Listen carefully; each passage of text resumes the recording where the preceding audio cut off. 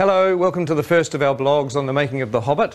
It's amazing to be back here again. This is Bag End, exactly as it was in The Lord of the Rings, and it's actually built in our B stage here in Wellington, which is exactly the same stage as it was built 12 years ago. We've been shooting for a few days now, and I just wanted to take this opportunity to give you a little look at the lead up to filming and some of the pre-production that led up to the first day of our shoot. And I look forward to keeping you up to date as we go through the next 2 or 3 years. See you soon. Oh, you're in 3D. Looking good. See ya. And this pulls beautifully. This looks great when it's drawn. Cool, so it actually works. And he can also go fighting with the remnants sort of hanging onto his body and be impaling people.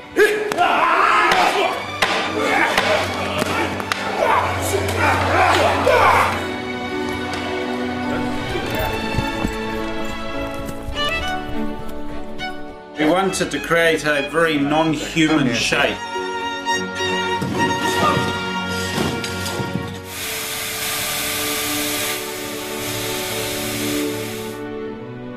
We do need to do a little vlog. You might want to say hi to the fans of The Hobbit. Fans. Yeah. Shy artists. Oh dear, oh dear. So we're going up to wardrobe, and we're having a look at a couple of dwarf wardrobe and makeup fittings, which is always exciting. Not that we'll show you much in this particular vlog, because we'll save that for the future, but at least you'll get to see a little bit of our wardrobe department. A lot of very busy people working, and a lot of costumes. A lot of interesting textures and detail and leather and embossing, and it's all pretty cool up here. It's like a sort of a big wizard's workshop. Hello. Oh my God, hello. Very good. You can use them like a mace. Oh, yeah. So you can just swing and knocking and then cut the throat and whack it. Glenn was saying there's a nice bit where you just go and take out about 10 orcs. Right, yeah.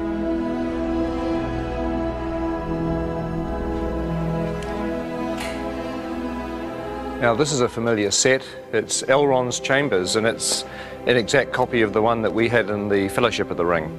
In fact, just over here on the balcony is where the Council of Elrond took place, where the Fellowship was formed and Frodo volunteered to take the ring to Mordor. But also in The Hobbit there's going to be a lot of new bits of Rivendell that we haven't seen before. Some really cool bits of Rivendell actually that we'll keep as a little surprise for the time being. Now there's an old friend upstairs. Let's just have a quick look. Here we are. I'm sure you'll recognise the statue where Narsil, the broken sword, sits. And of course, in the time of The Hobbit, the sword is going to be here. And it is strange walking around here because it was 10 or 11 years ago, and I'm used to looking at a set like this on film, and now we're walking back into it again. It's almost like you've stepped inside a movie. It's a very weird experience. When we have a dwarf locked off, this is where we're going to be shooting at the very beginning of our shoot. It's the goblin tunnels below the Misty Mountains.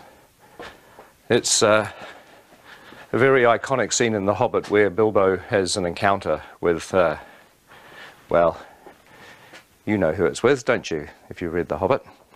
No need to spoil it for anybody that hasn't. But this is like a little network of caves. Look, there's a whole other little set of passageways down here. It's very claustrophobic. But one of the things we've done in order to be able to shoot the shots is to make sure that all the different walls of the cave can be removed so that our big bulky cameras can actually shoot the angles that we need.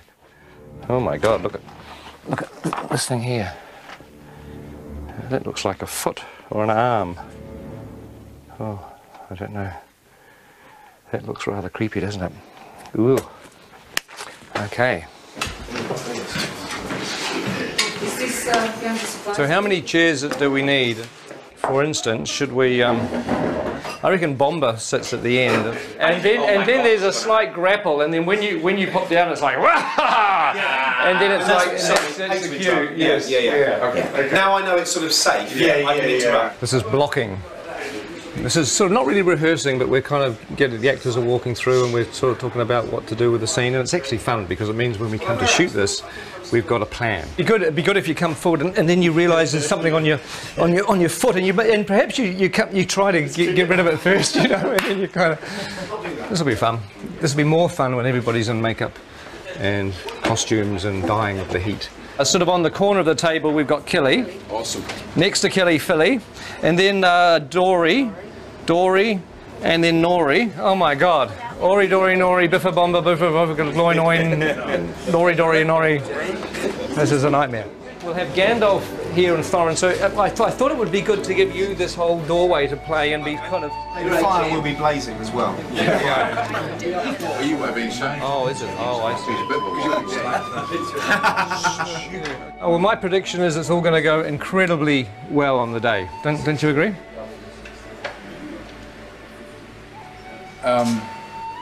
The tricky thing is that there are 13 dwarves in this set.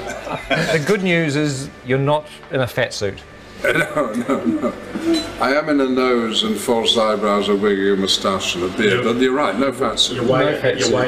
Yeah, you're a winner. You're a winner every step of the way. And we can stick a fan up your robe just to sort of give you a bit of air conditioning. Promises. Well, that's going to work with a little bit of finessing. That's going to kind of work.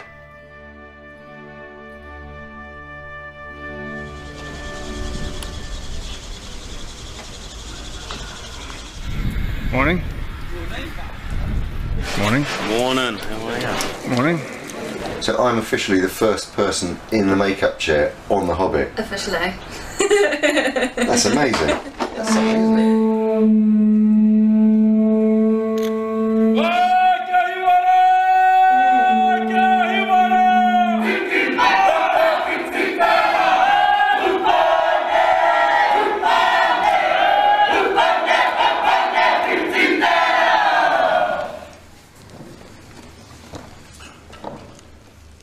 Ngā mate, kua haere ki te pō, haere, haere, haere atura.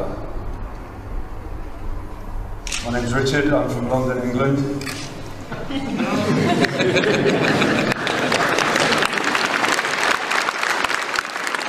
I would like to give thanks on behalf of everyone here as visitors for this ceremony, for this celebration, for the blessing of the soundstage, and for the welcome that you offer to us.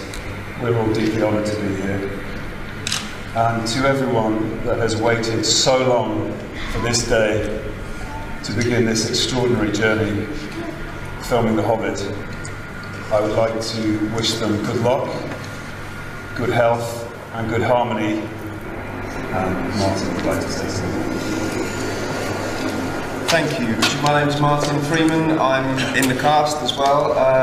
He stole everything I was about to say in Maori.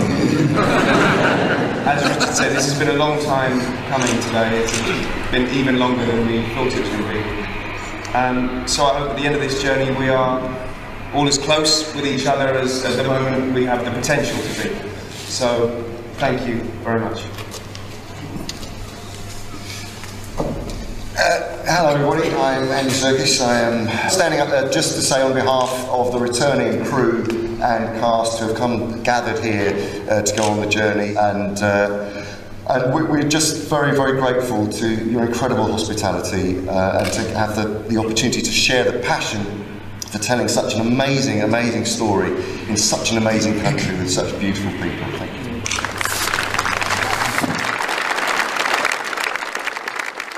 You know, for a long time I thought that going back to the amazing experience of Lord of the Rings wouldn't be a good idea. But really, you know, now I've come completely around, because films are stressful and they're hard to make, but ultimately what makes them fun is the people that you work with. And the fact that, you know, we're going to be working with a lot of the old gang, with a lot of friends, and obviously making some new friends is really the point of being here. So I'm extremely thrilled. If somebody came up to me today and said that we could carry on pre-production for another 6 weeks, I'd say no, no. Hell no, let's just start shooting.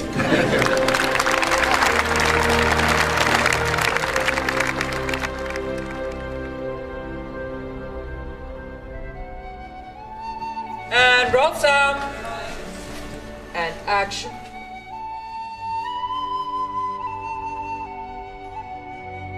In a hole in the ground, there lived a hobbit.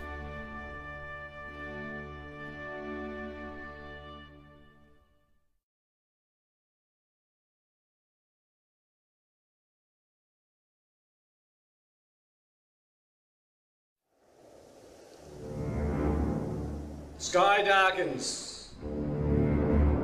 And flames. And cut. That's great. Good. We've got that. That's Fabo. Fabo. Thank you very, very much. Yay! That's the one. Hey, well, thank you very much, everybody, for a great first block. And have a great break. Everyone's having a break, and we will see you back here soon enough. Ladies and gentlemen of the second unit, that is a wrap on block 1.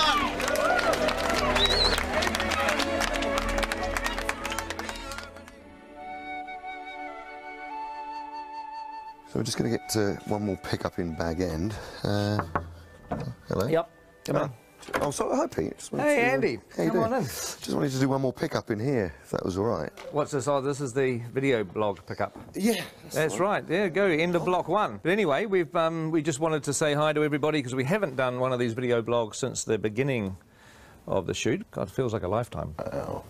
It doesn't, because the first week of shooting we did with Andy as Gollum. Here's this precious thing we eat. You weren't a second unit director in those days. You were an actor. You were an old-fashioned. And now I've crossed over to the dark side. You've now gone to the dark side. I'm white. I'm absolutely absolutely white. That's all yours. Is it? Oh, right, okay. Just give us a good battle. Yeah. Okay. I don't know how you do it. It's, you get tired. I always just tell people I get exhausted at the end of the first couple of days and stay exhausted until it finishes. You know, we have 250 days of shooting on these 2 Hobbit movies, and I think it's a much better way to divide that up into 3 blocks and then have some time to edit what you've done, look at it, hand visual effects shots over to the CGI guys. You can really focus on the script revisions. It's just it's a much smarter way to shoot these big films. Yeah, on something of this scale too. I mean, when we got given our T-shirts, which said 54 days down, 200 to go, I have to admit, I don't know how great it was. Please wear these. It wasn't exactly a morale-lifting moment, was it? Everywhere you turn on the people's backs was 200 days to go. It's like, oh God, I felt tired before lunch, you know. Good news is that it's over. First day back is Monday the 5th of September. So thank you guys. It's been a pleasure having you with us. What are you guys off to during the break? My wife and I, my lovely wife Aileen, we've got a holiday in the South Island of New Zealand planned. And my lovely, gorgeous wife Nicole and I are just going to work on the house. I'm leaving shortly after talking to you for London, which is a long journey, by plane, and once there I immediately go into production of a play I'm going to do by Eduardo De Filippo. I'm going to America, to Pebble Beach, in a week to play some golf. Work on my tan so that I can really freak the makeup people out when I come back. I'm having a break. I'm having 4 weeks off. Bit of sleeping in. My favourite hobby. First we're going to Australia to see our eldest daughter. I'm going to run a marathon. I'm going to attempt to sort of write and record a bit of a psychedelic sludge rock album. Hitting the fabric shops in central London. I go home to Thailand tomorrow. To Barcelona.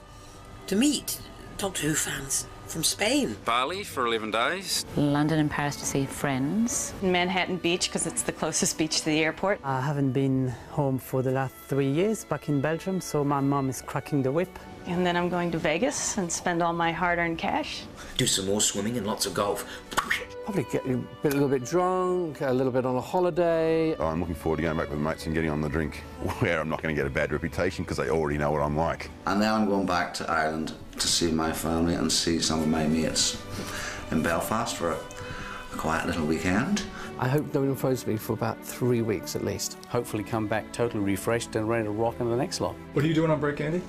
Well, I'm going back home to maybe have a little bit of time off to go on holiday with the family, and then really, before you know it, I'll be back. It's weird because you get to this point when you're at the end of a block of shooting and it sort of almost feels like you're going on vacation, but it's not, because on Monday morning I'm in the cutting room editing, and I've got to have meetings with Alan and John and Dan about designing stuff for the second block, and with Richard Taylor about all the things he has to build. So in some respects I'm back into pre-production again, but also I'm in post-production because I'm editing.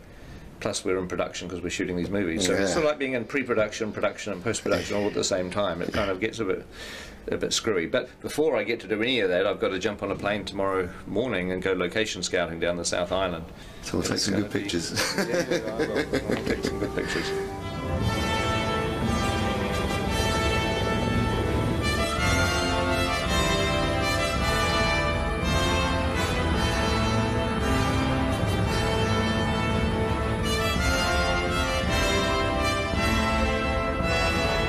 Since we're going to be doing location shooting during our next block of shooting, it's really time to have to nail everything down. Well, on the recce there'll be, it's usually about 17 of us that go. We get around in 5 helicopters usually. It's quite a spectacle when we turn up. Peter, Caro, Zane, Bridget, Andrew, Dan Henner, Simon Bright, art director, Steve Ingram, John Howe, Alan Lee, Eric Sandin, we have Tony Kitty, the grip, Reg Garside, gaffer, myself, location scout Dave Comer joins us, and Peter's assistant Sebastian, the ever faithful Sebastian's there. Here on the mountains I put my hand out and a cup of tea slides into it. That's what we like. There's even a Starbucks out here in the Southern Alps. Slippery, hard to walk and juggle a cup of tea at the same time on this sort of... I know, it's no mean feat.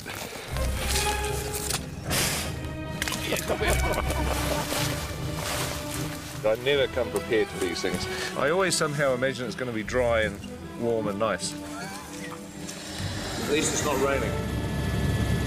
We'll be not just scouting, which is essentially searching for locations, we're now returning to the locations that we liked, and we're going to start to talk about the logistics. The old thing, by the time you've helicoptered everybody in and then you've got to helicopter them out before nightfall, you're not actually here early morning or late afternoon. No, right, you're here during the middle of the day. It's all broad daytime. Yep. Unless you camp out here. Well, yeah. On set we are allowing approximately half a rugby field for the essential equipment trucks, and then our marquees, crew parking and also unit-based parking, which is where all our makeup and costume facilities are. If you make a path along the edge of the swamp in essence we need to create space for 2 rugby fields of equipment. It's weird on locations because you're standing in the middle of a mountain or a valley or some beautiful place, and you're having to figure out, you know, where are we going to put the crew tents? Where are people going to get changed? Where are the portaloos going to go? Because all that stuff has to be where you're not going to want to point the camera. You could have Gandalf and the dwarves sort of running up over this brow here and scurrying, hiding down behind these rocks, and just as they get there you crane up and there's one. The last thing you want to find out in 6 months' time is you're standing on this beautiful mountain and saying, wow, this is exactly the shot I want to do, when you find you've got, you know, 20 portaloos right in front of the camera. That's not what you want to do, so you've got to figure all that stuff out. We've got to keep looking. It's sort of sooner rather than later, isn't it? Yep.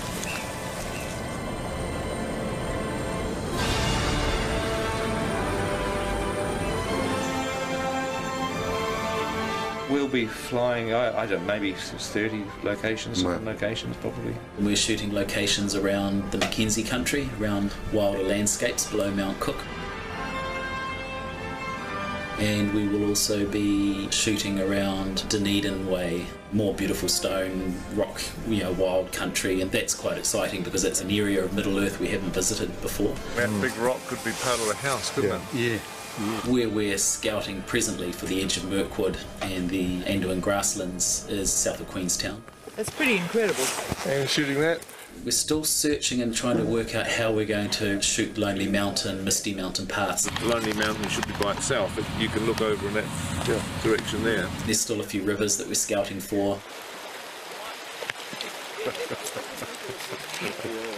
Yeah, I think we're getting pretty close to photographing every decent river in New Zealand now. It would be quite funny to have 13 barrels all in the middle of this thing. Yeah, with the guy shouting, "Come on, get on with it! Come on, move ahead, get on, go faster!" Is it a floater? It's quite heavy.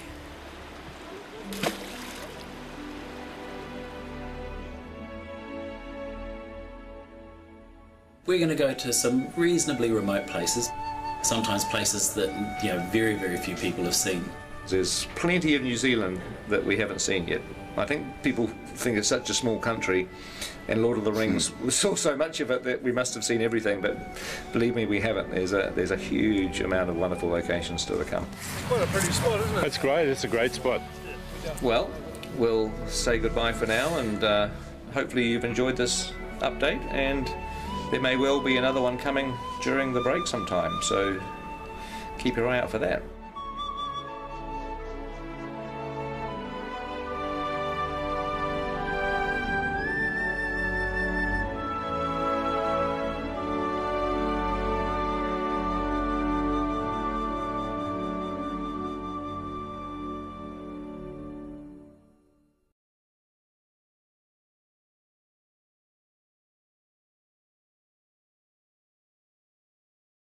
Hello and welcome to our next video blog. I thought it would be good to carry on talking to Andy Serkis about some of the fun and games we had during our first block of shooting. Andy?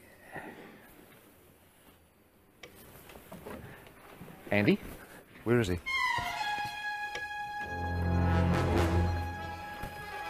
Andy? What is this place? This isn't Wellington. Where am I?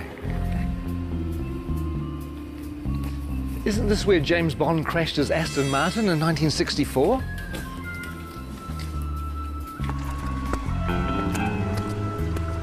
And isn't this where Red Grant trained to be an assassin at the beginning of From Russia with Love?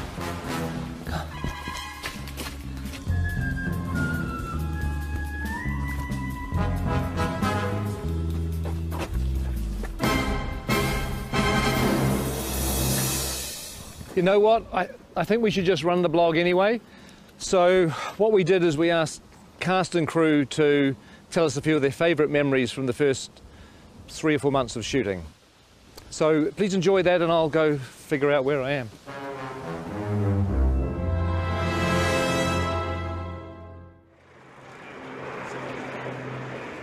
What are the things that stand out for you the most from the first block? I think for me my favourite stuff we've done so far has been Gollum's Cave. Was that precious? The way that Pete did that scene, it felt like I was watching a play. It was sort of like you could just sit back and watch these amazing guys do their thing. Him and Martin together were fantastic. It was really cool. Trying to get back into the head of Gollum. I don't know if I ever told this, but it felt like kind of doing an impersonation of a character that I'd played yes. a long time. It was weird because it was like, having to re-own it again. Yeah, it was pretty cool. It was a nice way of starting. I felt sorry for Martin because he was suddenly thrust into having to find the character of Bilbo and have to deal with you for a whole week, going at him the whole time. I mean, it must have been a bit intimidating. Blizzes and splashes. It's a meaty mouthful. Yeah. It's going to be a good movie. Check it out. After 2 years of, oh my God, when are we ever going to shoot this film? We had 13 dwarves and a hobbit. We might have had a wizard as well. And suddenly, it's real. Seeing the sets were like amazing. That was true. I mean, coming to Bag End for the first time and walking through. That was our first day, wasn't it? It was, first day on the job. That was amazing.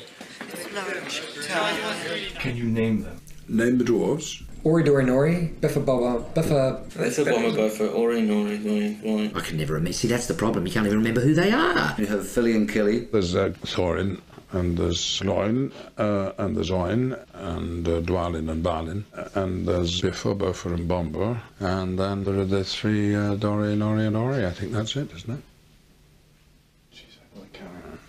I think so.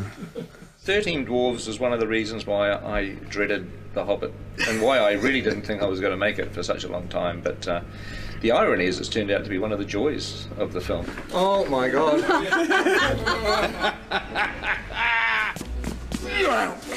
What a challenge. I mean, 13 heroes, or 14 with Bilbo.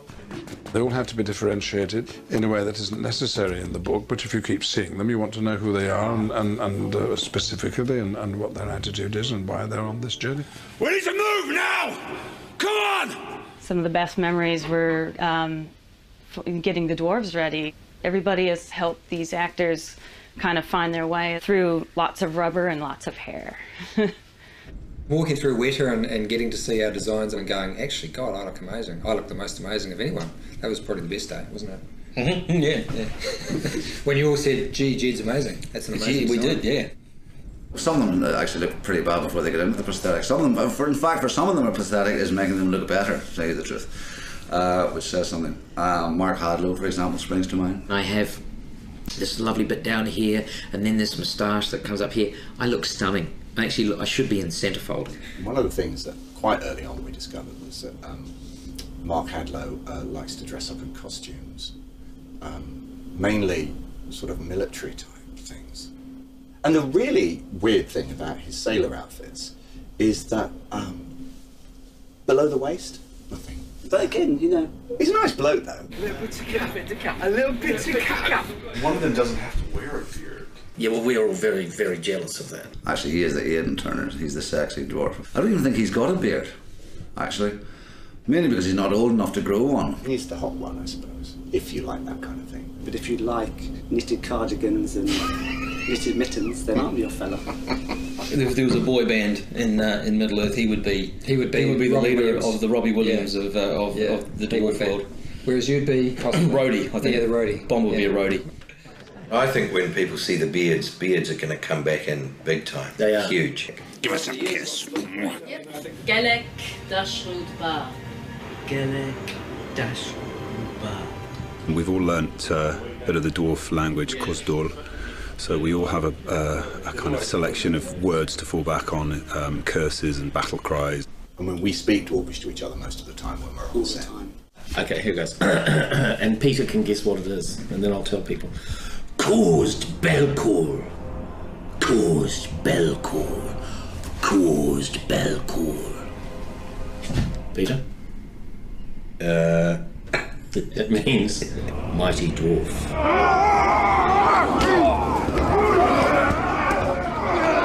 We had Trollshaw. Well, you got to do all the fun stuff in Trollshaw. Yeah, we did. I had to shoot dialogue and things, and he got to do all the good fighting troll stuff. That is the great thing about the dwarves, is that even though there's this comic element to some of the characters, not all of them, but some of them, when they fight, they really fight. We started with 3 months of intense training. We did stunt fighting, we did horse riding, we did the gym 4 times a week, we did dwarf movement intensely.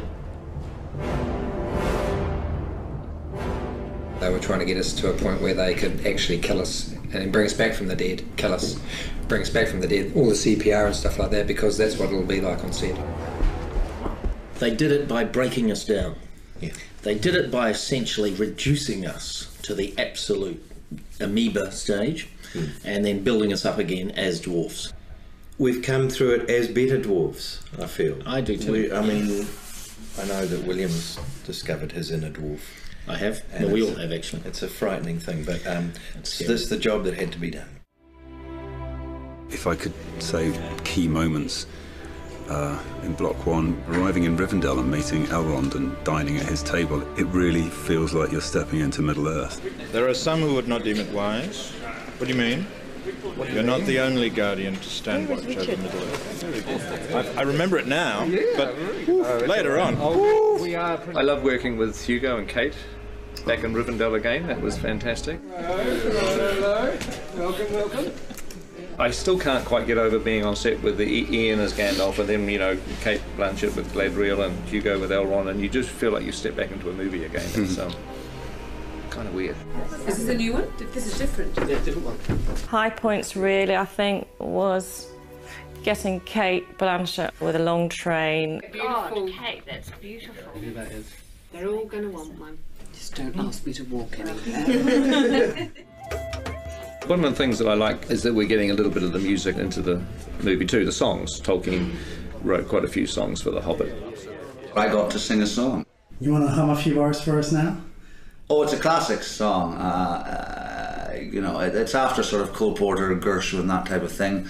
There's an inn, there's a merry old inn beneath an old grey hill. He squeaked and sawed and quickened the tune while the landlord shook the man in the moon. It's after 3, he said.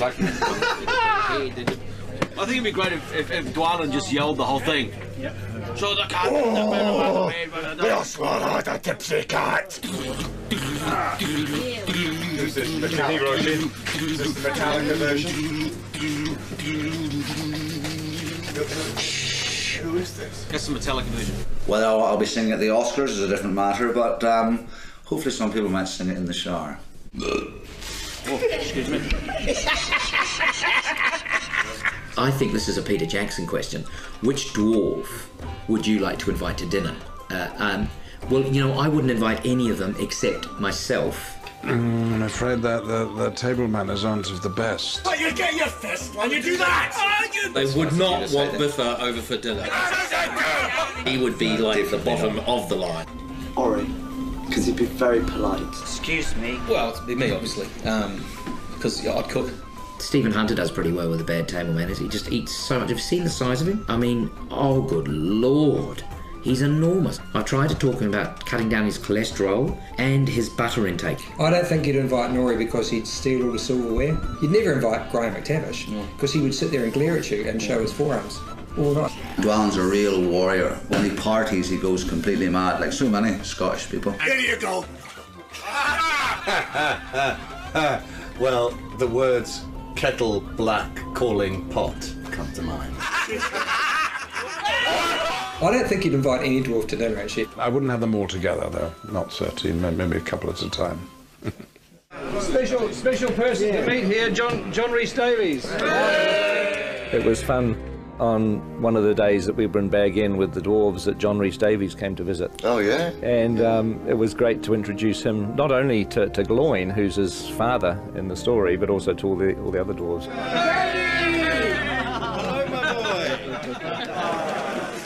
It's just like coming home to family.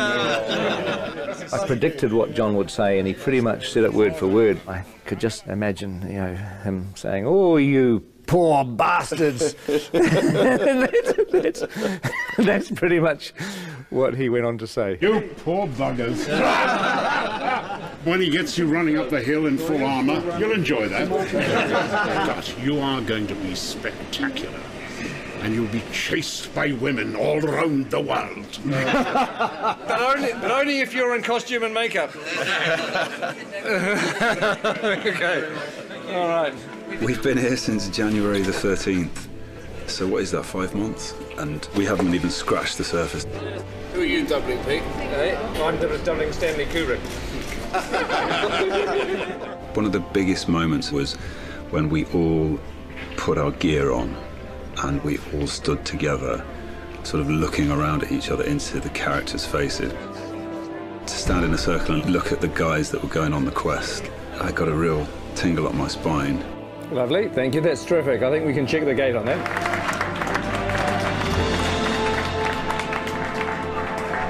Thank you very much. Thank you, guys. Thanks, guys. Thanks very much. Thank you. Bittersweet moment, but it's time to leave. Hasta la vista. Then driving off. I'm waiting for somebody, sorry. It could have been even... I know. Just go. Oh, really? Yeah, just go. We've had enough. Go. Are you ripped? No, I'm not ripped. They're keeping the good people. Okay. Oh, hey, Go again, we'll go now. Hey. Okay, we'll go now. It's a bittersweet moment, but it's time to leave. Hasta la vista. Well, I hope you enjoyed that. I don't know whether there'll be any more, because I have to find New Zealand, which I've lost. I think it's over here. Who is that odd little fellow?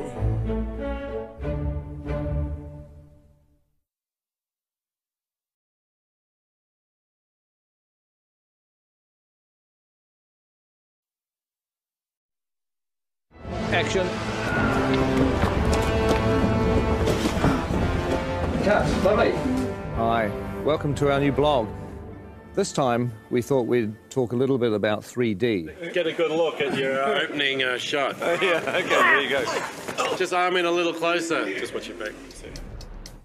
Hi, I'm Angus. Welcome to the world of 3D. Shooting The Hobbit in 3D is a dream come true. I mean, if I had the ability to shoot Lord of the Rings in 3D, I certainly would have done it.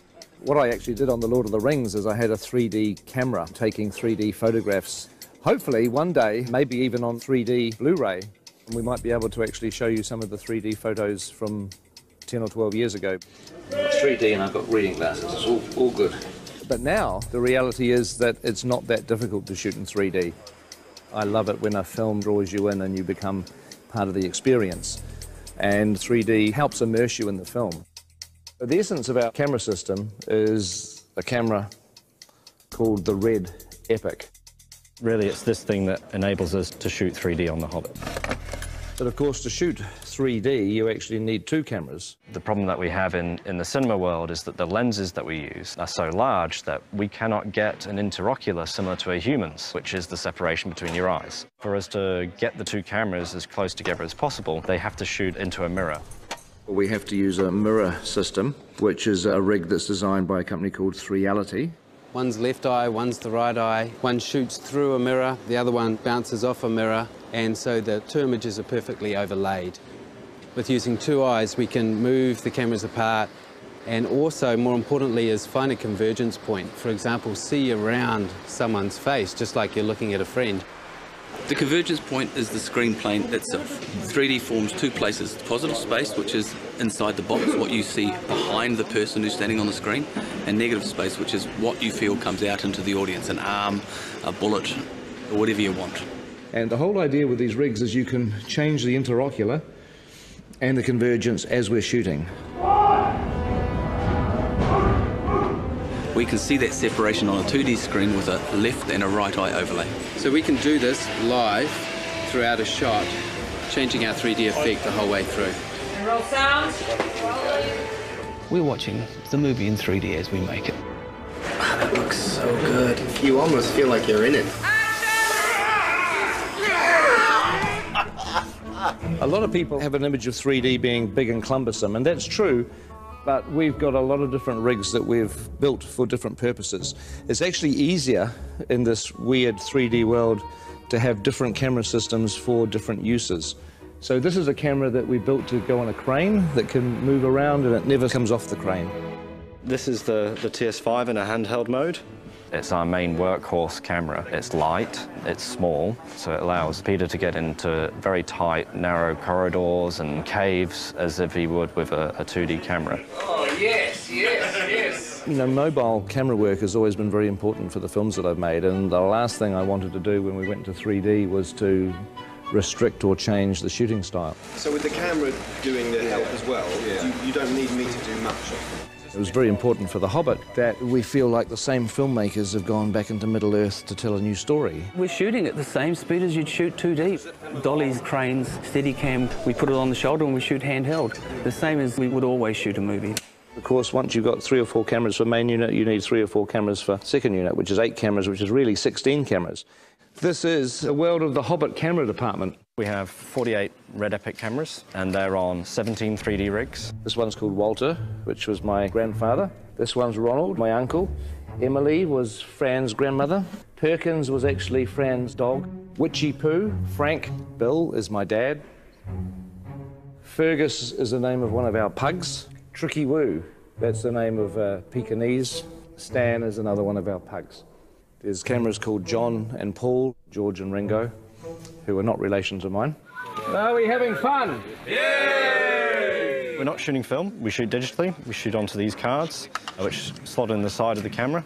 And each one of these is 128 gig. On top of that, you're shooting at 5K resolution. A very sharp, clear image. Needs like a chart, but you know, like 5K's there, 4K's about there, and then your 1080, Home TV is down here, so it gives you sort of an idea of the amount of information that we're actually capturing on these. Let's do another one of those. 48 frames, yes. Yep. We're shooting the Hobbit at a higher frame rate at 48 frames per second, which is twice the normal 24 frames. The human eye sees 60 frames a second, so 48 frames is more of a natural progression toward giving the viewer what they would actually see in the real world. The people who have seen scenes of The Hobbit at 48 frames a second often say that it's like the back of the cinema has had a hole cut out of it where the screen is, and you're actually looking into the real world. Once you add stereo, and it gives you that extra ability to control depth, you can devise ways in which it can become part of the storytelling of the film. For instance, in Mirkwood, we really play on the fact that it's a forest that's kind of hallucinogenic almost. It draws you in. It makes you part of it, and you may never get out. What we want is just to stay where you are and then... Stay back! Stay where you are!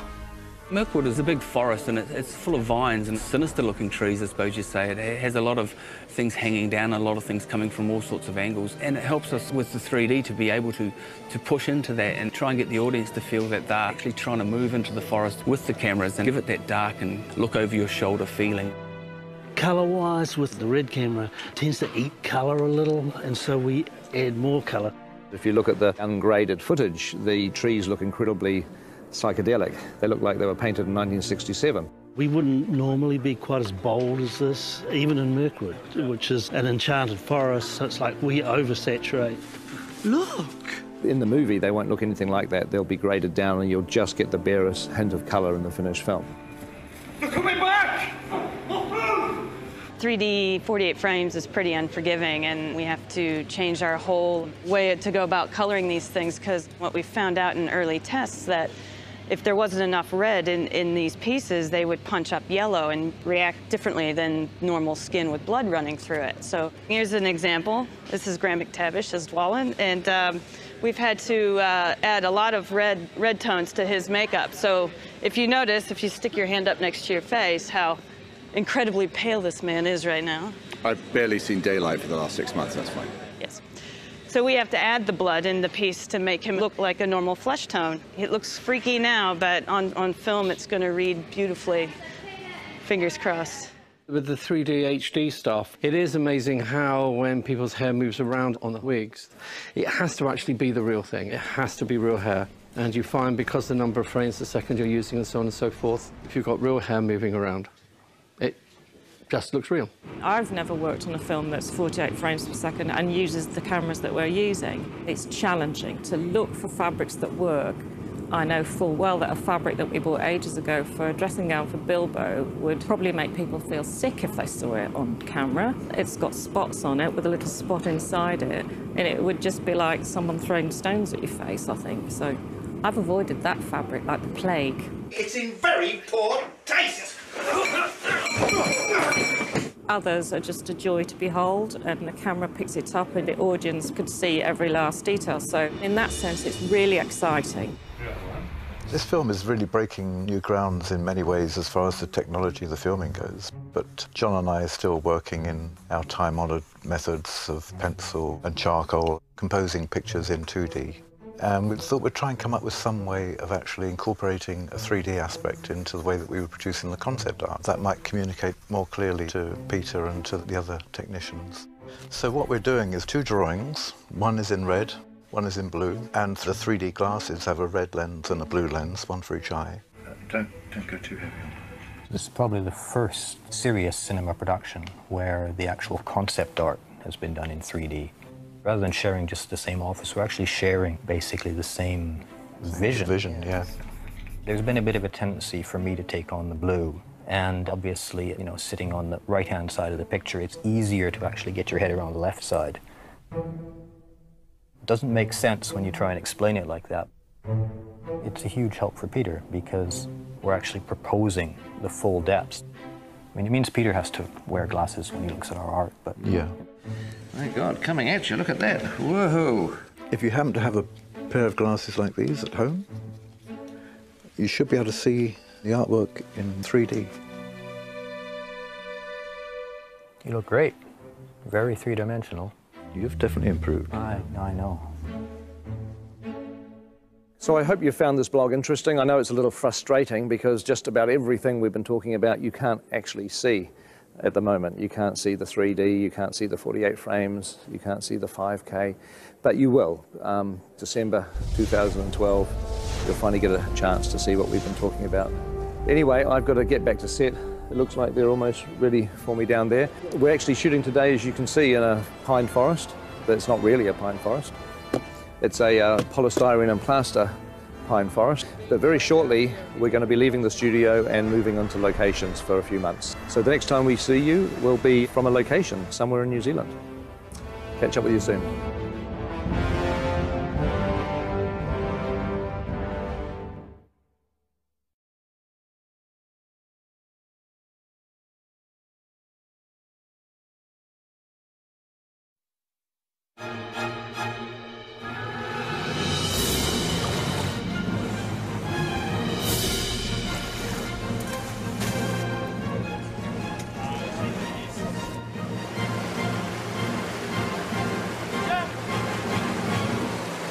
Dwarves and boats, eh? Everybody thinks they're a sailor. So welcome to our new blog, which is about the logistics of location shooting. We've been travelling pretty much the length and breadth of New Zealand shooting locations for The Hobbit. It's been great to get outside. It's been great to get that texture of Middle-earth into the movie. After many, many weeks of shooting in the studio, we've established our characters, we've established our story, and it was finally time to get on the road and establish the landscapes of Middle-earth. So we're currently moving about 500 crew for main unit to Hamilton, and then about 200 second unit crew to various parts of the country. We like to call it the biggest logistical move in cinematic history. Just because of the size of the fleet, close to 140 vehicles. As you can see, we're moving around a huge surface. I think everyone is secretly scared but quietly excited. The main reason for going on location on the project is to capture the scenic beauty of New Zealand. Peter's often said one of the things that won the fans over so much in the Lord of the Rings series was the unbelievable vistas and scenics because they were so magnificent.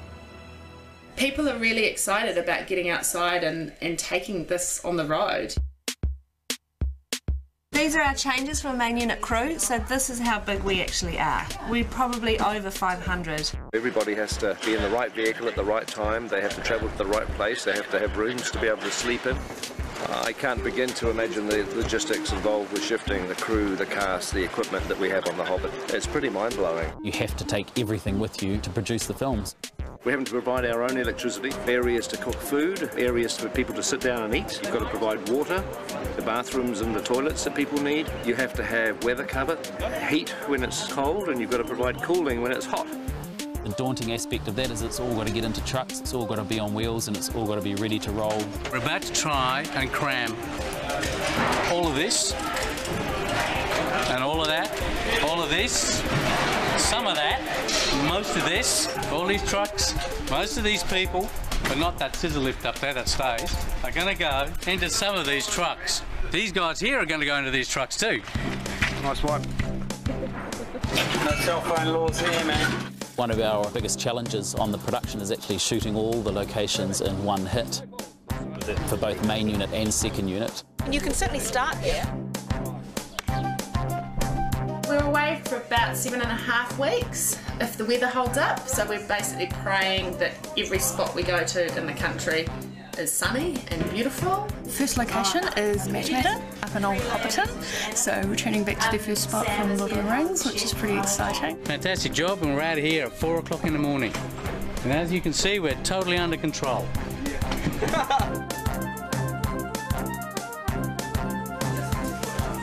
Why aren't you helping? I've got to carry this. I'm going to some of the remotest locations of New Zealand, and if there's one thing Grips can't live without, that's the latte, soy. That's right. We're getting ready to go away, and so far we haven't packed anything. And tomorrow is our last day with 30-odd Hobbits doing a big scene against green screen on for Hobbiton. This is my Louis Hobbit, my Sonny Hobbit.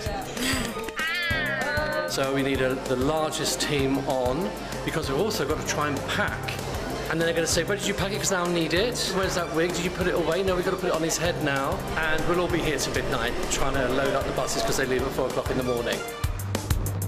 Be sure to pack scotch, tequila, wine and beer, a heap of plants, 3 razor blades, 60 kilos of toilet paper, a few artificial trees, socks, and some Jägermeister. Last day in Wellington, so everything needs to move. We've got a stock truck coming in to take our 49 mixed-age sheep, 15 chickens, 9 goats, 5 3-year-old steers, 4 pheasants, 2 Muscovy ducks. We've also got Michael Jackson, the walking chicken, on the lead. We're just going to take you through, get your contracts done.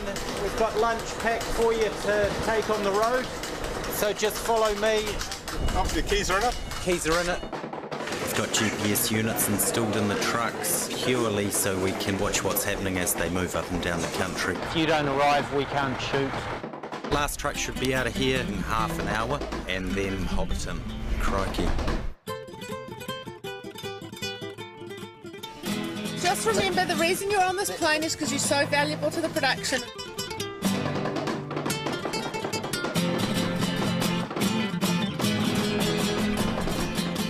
Our main unit had over 100 units on wheels that were travelling to the first location. That was quite a feat in itself, just having that amount of drivers on the road. It's all about arrows, it's all about maps and directions. Once we arrive, we get in and it's about an 8-hour turnaround from when the first truck turns up to when the unit base is actually functional for filming. They've got to get these trucks level for working in, they've got to get them all powered up, and they've got to get them all functioning so quickly. Prosthetics, makeup, costume, catering.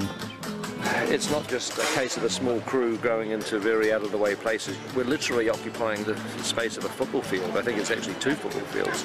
We moved 7,000 cubic metres of dirt to accommodate everything that goes with making a film of this size with this many people involved. It's very much a mini city. To everyone's amazement, you know, they went home on Friday night in Wellington, turned up to work here on Monday morning, and everything's here, parked up in order and looking good and working.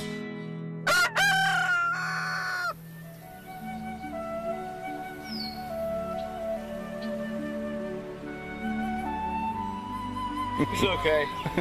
Rough day at the office today, Mom. So after 110 days in the studio, we finally make it out into the sunshine. But I'll tell you what, Hobbiton is looking fantastic. The art department and the greens department have been working on it for nearly 2 years. The grasses have grown, the flowers are out, and the plastic ones have even bloomed. It's weird when you come back to a place that you literally thought you would never see again. This is a great spot. To be standing there with Elijah dressed up as Frodo, it was the nearest thing I think I'm ever going to come to a time machine. This is actually the first time I'm stepping foot down into Hobbiton. I'll never forget that feeling of coming to Hobbiton for the first time. So much time spent in this universe, you know, with these characters, and I keep referencing the fact that I turned 19 when I came to Hobbiton for the first time. 11 years ago. I'm 30 now. I don't know, there's so many feelings of nostalgia and history. We'd been searching pretty much the whole country for this rolling green countryside.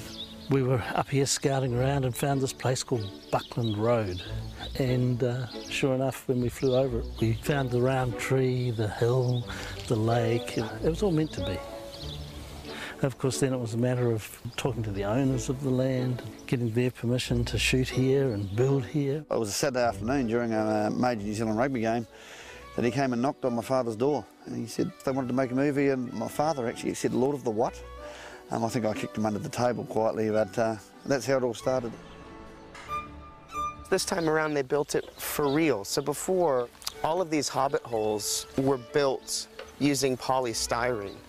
When the filming was finished, they tore it all down. Even though it's been available for tours and, you know, for people to look at it, we didn't have any of the Hobbit holes here. Doing the Hobbit now, it gave us the ability to rebuild Hobbiton out of permanent materials. Materials that aren't going to deteriorate, and we can carry on showing people what's involved in making a movie behind the scenes. It's all, I mean, that's actual rock, stone. It's pretty amazing. Hobbiton is going to stay exactly as it is today, which is fantastic. There's real wood, there's real stone, real bricks, and it's going to be here hopefully for decades to come. Yeah, no, it's a great gift to the people of Manamat, and as Minister of Tourism, I'm all in favour of it, so well done. Some prime real estate. I'll get you two. I'll get Kate and Hobbits. Oh, Jordan. Hello. Hello. Hello. You guys having a good day? Yeah, it's good. Hey. How are those feet treating you? Yeah, they're okay. Are they? When you're at Hobbiton, you forget that you're on a film set. Seeing it like this kind of living model village is just extraordinary. You just totally believe this place exists, and that's because it does. Maybe I've smoked a little bit too much of this now. It's an authentic village. It's 100% 360-degree, look wherever you like, little hobbit village.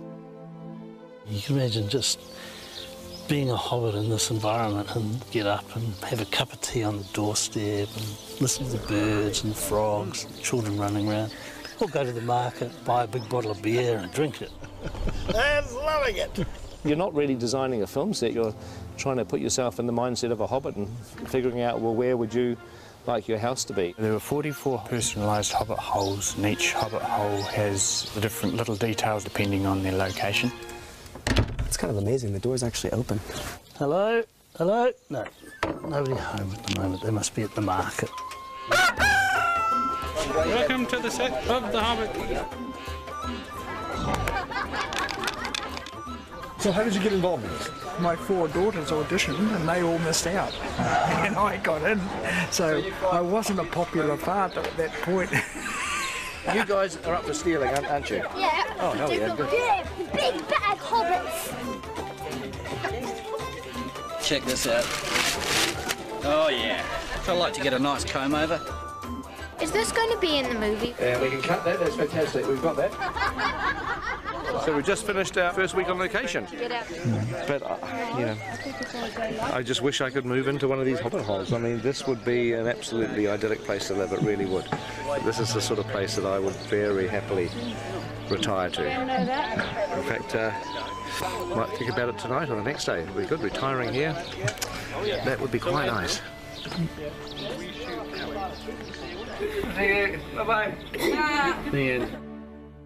I hope you enjoyed the first part of our location blog. The second part will be ready very early in the new year. And in the meantime, we've just shot the last shot for The Hobbit in 2011. So it only remains to do one last thing, which is to wish you all a Merry Christmas! Merry Christmas! Champagne! Very good.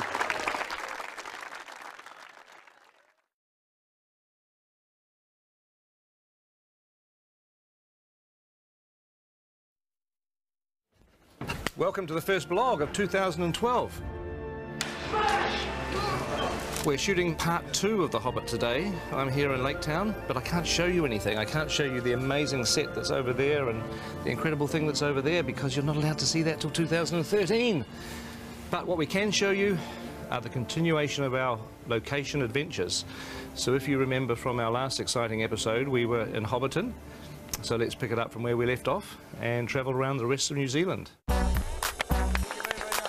So we've just finished our first week on location. So it's goodbye to Hobbiton and hello to our next spot.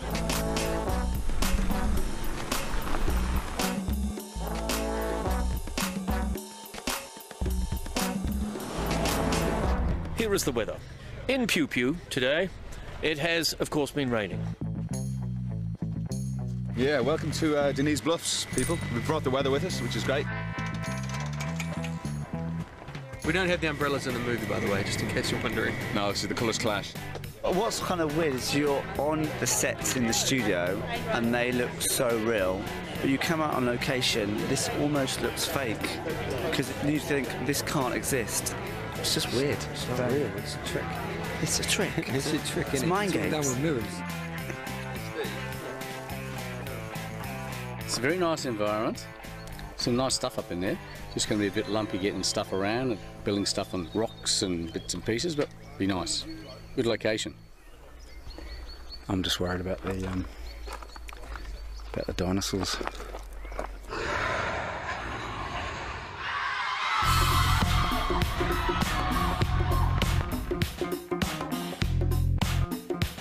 So here we are at the Turoa ski field on the flanks of Mount Ruapehu. This is the second oldest national park in the world. Very ancient vegetation, magnificent colours, magnificent textures, but very fragile. And hence we've gone to exceptional lengths to actually make sure the impact on the site is minimised. So it's about scaffolding, it's about elevated boardwalks to keep people off the vegetation. We built the world's biggest ramp, as far as I'm concerned, to get down to the thing. And everybody sort of walked out to the edge this morning and looked at it and sort of, jaws dropped and went, wow, okay. So that's how we get onto set today. So this is my favourite location. It's beautiful. There's a mountain, there's a waterfall, there's a beautiful view across the valley there. It's one of those sort of archetypal Kiwi places that you think, God, New Zealand has such amazing landscapes. Jesus, it's a bit sad when the grips are going faster than I am and they're carrying everything. Yeah.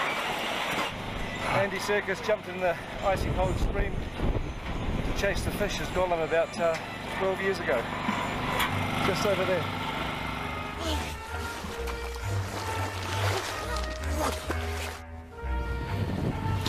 So, welcome to first day on location with second unit. I've spent quite a lot of the last few weeks in a chopper because a lot of our stuff was aerial coverage. We'd take off and choose our line and choose the way that we were going to shoot it and how we were going to reveal the landscapes. So we're using the space cam on all the aerial stuff on this show. This particular rig is set up for 3D. There's a chopper behind me, isn't there? The bonuses of being on second unit is that we do a lot of locations that are too tricky or time-consuming for main unit to go to, so a lot of our locations were helicopter-only access, so we got very, very good at loading in and out of choppers.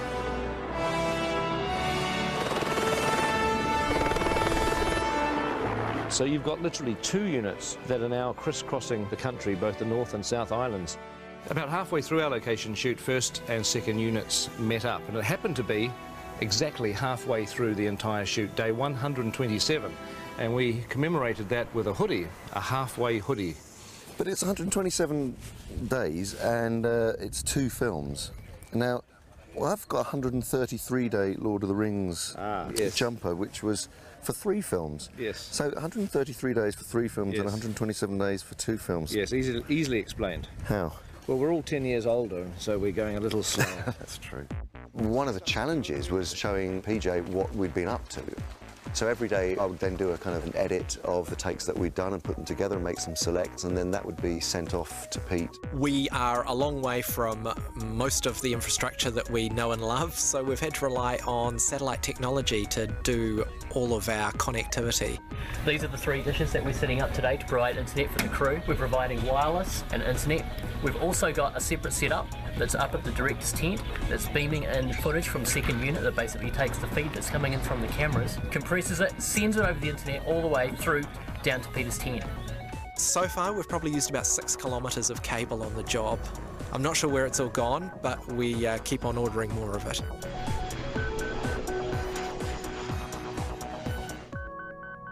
Strathtyre, Central Otago. So this is a location where you can literally shoot 360 degrees every direction.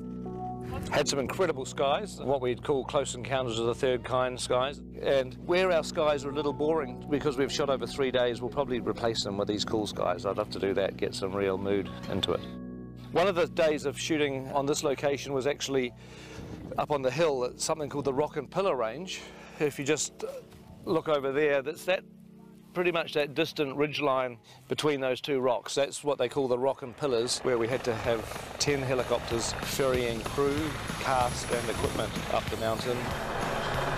This is Adam Brown's first helicopter ride. Oh my God. Are you so excited? I'm well excited. You should be.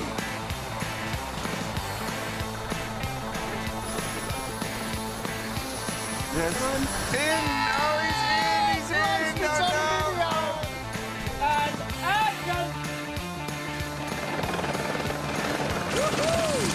Amazing! So we're packing up at the end of our location shooting here at Strathtyre and going to Queenstown. Here we are, beautiful Queenstown. we're just at the base of outside the Earnslow Burn, which is the most spectacular shooting location I think we've been to yet. We're shortly going to do a rendition of The Hills Are Alive with the Sound of Music, starting with Mark Gabbady's over there. So he's getting into his Maria position. There he is.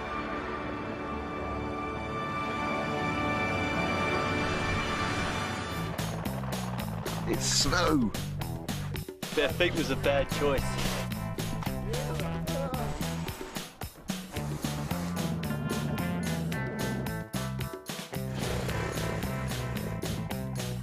And we've been to Paradise before. That's where we shot a few scenes of Fellowship of the Ring, mainly, back in 1999. Lothlorien Forest, Boromir's death. The great thing about this job, you get to see beautiful, beautiful places like this. So you don't have to feel sorry for actors that are leaving home for 7.5 weeks. We're very, very well looked after. The catering on this movie has been sensational. The numbers we were doing on location were between 300 and 400 until we got to Twizel. Then we were doing 570, 580 because we had quite a few extras there as well.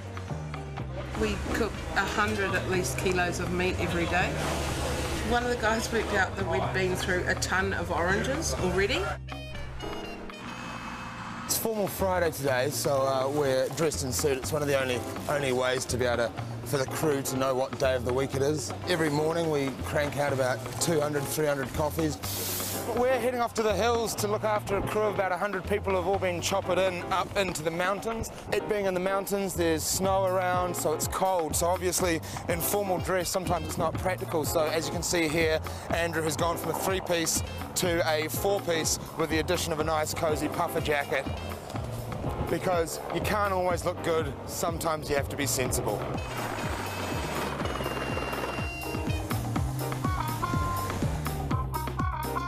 Sometimes you take for granted the scenery in the country where you live, so to come out on the road is really amazing. Good morning. Thank you. Oh. Can't believe how nice it is. We're the luckiest short people in the world. We're among the luckiest people in the world. I think it comes into people, not even height restricted. New Zealand looking at its spectacular best, and a lot of very happy actors cavorting around in front of it.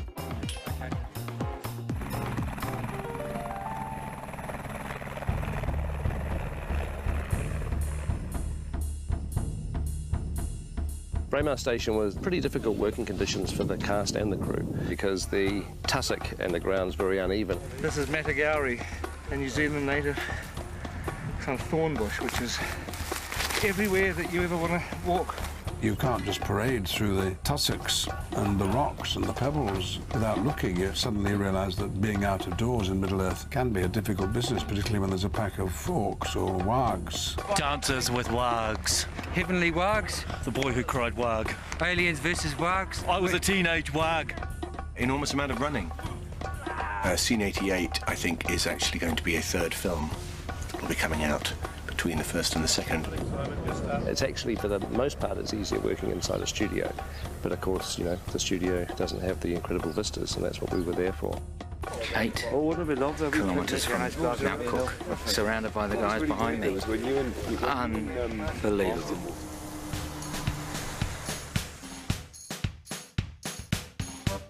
This is the Pelorus Bridge over the Pelorus River where we are shooting today. I think my favourite day on set, unquestionably, was floating down the Pelorus River in barrels. Finally going to put our dwarves in barrels. It actually looks like fun. I'd do it myself if I wasn't busy doing other things. Oh my God! Today we're swinging over the river. We've got some dwarves coming down in barrels. Keep going, everybody. That's good. Yeah! That was way cool, and if they ever make that a ride at any of the Warner Brothers movie worlds, lifetime pass, please. While we were at Pelorus, our location shooting came to a pretty dramatic end because the police arrived and said they were about to issue a severe weather warning. Okay, we need to shoot, please. It's raining. We need to get going. B-marker. And I've never seen a crew pack up their gear so quickly. The very next day, Everywhere where we were standing, where our equipment was, our cameras, our actors, the director was under floodwater. It was incredibly dramatic. The rise in the river level was like 20, 30 feet. And that's location. Yes. Done. So that's the end of our location shooting, and we are about to go into our last 100 days, what we're calling Block 3. And look forward to talking to you again very, very soon.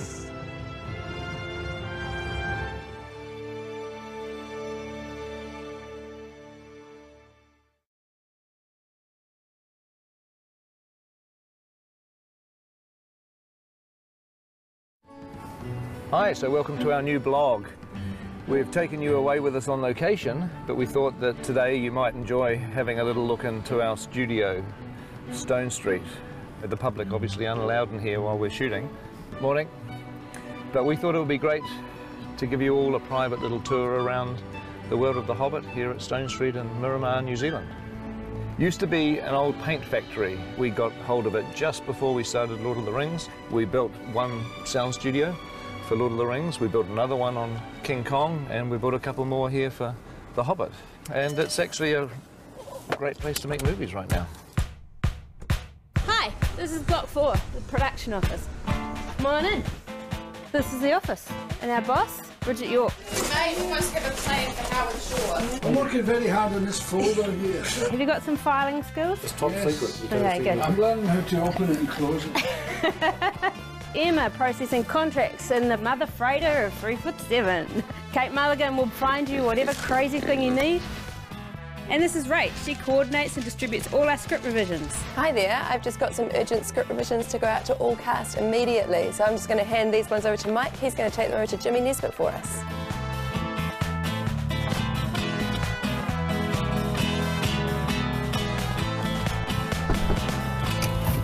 Jimmy, yeah. Don't look at me directly in the eyes. Oh, hello. Thorin, Bard, Gandalf. Nothing for me. Come in and see the world that we inhabit here for the last 25 years. Decorated the trailer with things that remind me of home. Villages and the seaside in Northern Ireland where I'm from. My horse, Riverside Theatre. That was Martin, and he plays one of the characters in it. And there's the main character, me, Beaufort. Hello everybody, my name's Luke Evans and I play Bard, and I'm going to take you on a little trip around Trailer Park. We have 21 trailers where we've been living for the last 7.5 years. This is Aiden, Killy, he's my neighbour. What the hell are these guys? I don't know, they're just trying to show them around. Stephen, how are you? There's a long time we spend here sometimes, isn't there, when they're setting up scenes and things like that. It takes a long time, so... It's like flatting, isn't it? Basically. Yeah. What's flatting? Do you know? Well, they keep all the young, good-looking lads at one end, see, all the ugly buggers, so they just don't want to mix with us. Ooh, that was rubbish! Where's the green frog? Good morning. And welcome to Stone Street. I'm just off to my prosthetics. Morning all. Okay, so this is my spot currently with the lovely Rachel. And now we're about to start the process. Come and see me again in a couple of hours when I'll look radically different. 2 hours later, here we are. Hey, Peter, we are travelling in 5. Okay. Hey guys, come on with me and take it to the AD's Porticom. Home for a lot of us. So down here in the AD's Porticom, we've got 11 ADs who work on main unit. We come up with a bit of a plan and then we run it from here. Action. So on with the show. Locations department decided to put some beautiful pictures up of sunny New Zealand. Here in Wellington, we get sunny days, but they are few and far between. We get a lot of rain. Got a wet ass. But we also get hail. Lots of hail. Coming down to Block 3, there's some busy little bees down there.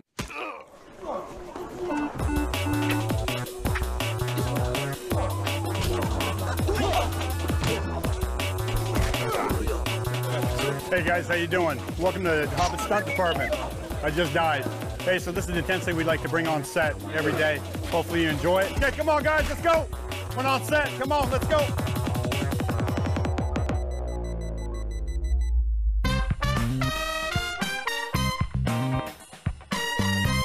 Hi, welcome welcome to the hair and makeup department. Here we are on day 5,953 of shooting, and we're now actually trying to repair the wigs that have been doing the barrel sequence for the past 3 days. As you can see, this wig's lovely natural blonde colour, whereas the other wigs that we've now got here, which have been bleached, and so now I have to try and turn these wigs back into this wig. So that's my job for the rest of the day, to get all the wigs ready for Monday. Here we are in the costume workshop, and we've got racks lined up here for all our dwarves because we have to do constant repeats for their stunt doubles, their photo doubles. Then we've got our flesh factory where 3 people have been making the dwarf fat suit components. Yeah. So this is A stage. This is the stage that we built in time for Lord of the Rings. It was our biggest stage then, so we did things like Elrond's chamber at Rivendell, where the Council of Elrond took place. B stage has amazingly enough been used for a lot of shooting. There was a lot of Lord of the Rings. Bag End was built here in B stage. You can hardly call it a studio really, it's just an old tin shed. Kind of feels a bit like I'm driving the tram at Universal Studios. I guess. Over here we do have our biggest sound stage, which is called K stage. K being named after King Kong. We've had some pretty big set pieces in here recently, Mirkwood Forest and some of the Trollshaw Forest scenes. Here we have F and G. These are our 2 newest stages, being built specifically for the Hobbit. They've pretty much got the latest technology inside them and rather large extraction units for all those fires and flames and smoke. At the very end of the studios is the art department, the home of Dan Hanna, Alan Lee and John Howe. Morning guys, welcome to the art department. Come on in, I think the production designer is in. G'day Dan. Hello dear boy, all good? Fantastic. We've got 6 weeks and 2 days of principal photography left. We're shooting the sluices at the moment, which is film 1 sets. We're very busy. And this over here is our set decorator, Ra Vincent. Hi, come with me, I've got something very cool to show you. This is my favourite place. It brings into play all of the ideas from all the individual contributors in the art department, and they get to share all their ideas in here, and this is where the first spark of inspiration begins. And in this office is Alan Lee and John Howe. I'm Alan. I'm John. Good afternoon. We basically sit here all day long doing drawings. 3 years of it, a couple of thousand drawings each, and amazingly enough, we're still having fun. We see the light at the end of the tunnel, and we thought for a second, ooh, it might be a train, but it turns out it's a dragon. Come through this way, I'll take you through to the model makers. Our calligrapher, Daniel Reeve.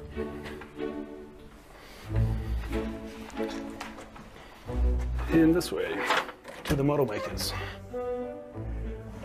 So we have many models we have to make. We've done approximately 115 sets to date, and each one of those sets we try to make a model to show Peter before we begin construction. That kind of thing's nice. We've got this model we showed Peter this morning. There's a few adjustments we have to make for it, and then we'll be straight into construction of this. We shoot this in 1 week's time. Welcome guys, we're here on F stage, come on in. That's where our main unit is shooting today. We're doing a scene here for film 1, and it's a scene in the troll cave. So follow me, we'll come here. Got Zane, our lovely producer. Information. Ian and Richards, who's leaving. And follow me, we'll go on set, but I'm quietly there, rehearsing there. You're working with Jimmy on the timing of this. Yeah. So it's important, guys, that you get that box. I'm Corin, I'm the booth swinger, and this is Tony, the sound recordist. These are some of the newer stages. Had soundproofing, which makes it fantastic for us, being as there's an airport just over the hill that way. This is the first production that's been in here, and one of the biggest things is this headroom up here now, so the guys can walk all the way down these walkways without bumping their head on stuff. I'm a specialist roof dweller. It's handy if you don't have a fear of heights. It's very embarrassing if you drop something. It costs you 2 dozen beer. All right, shooting. Shooting. But now we're just gonna walk away. They're gonna shoot. 3, 2, 1, action!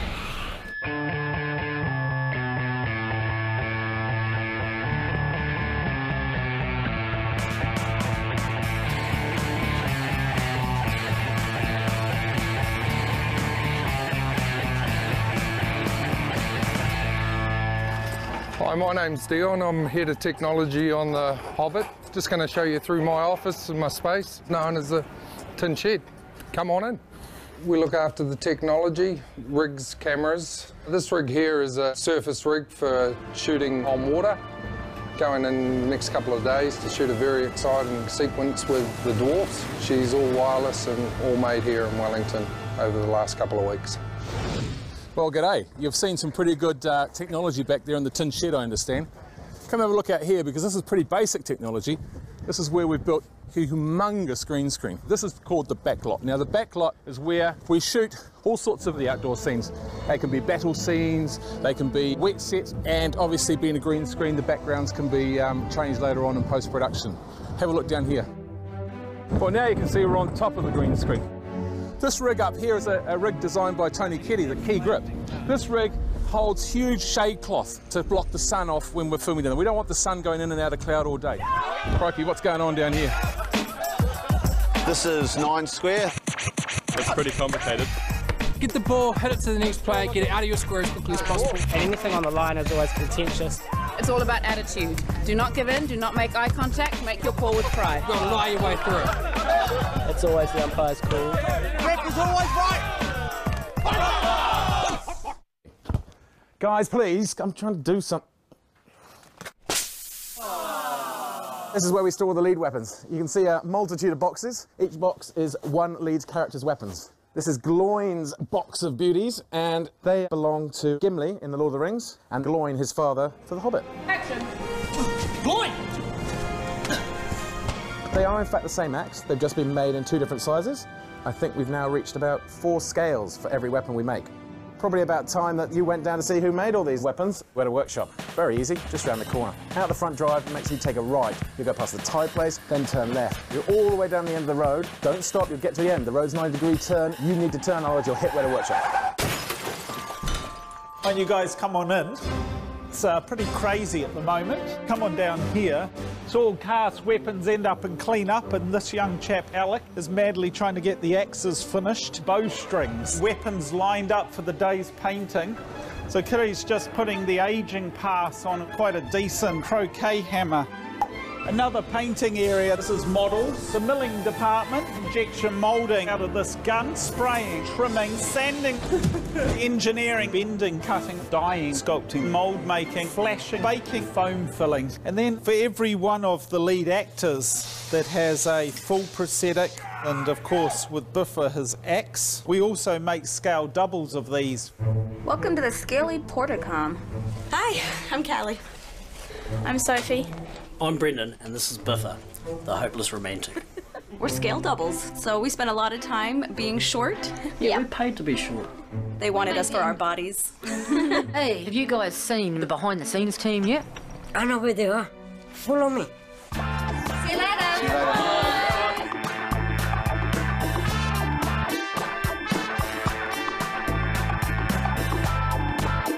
Built a long time ago, actually. Before that, it was... What are you doing? I've been filming the blog. It's like a pet project. Filming the blog? Well, yeah. That's very good, but shouldn't you be killing orcs or something? Shouldn't you be directing a movie? Yeah. Right, so here we are at the end of the blog. Hope you've enjoyed this tour around our little world down here in Miramar, New Zealand. I hope you particularly enjoyed the camera work. I thought it was terrific. Wonderful. In fact, I think we should take that wig off and get you behind the camera. I'll take over the role, don't worry. You want to be Legolas. Yes, everybody Kieran as Legolas. Kieran as Legolas. This is a done deal. Hey, so we're going to come back with another blog when we wrap in a few weeks' time, or shortly after we wrap. So look forward to our final blog of our shooting period coming up soon. The bitter end. The happy end. The happy end.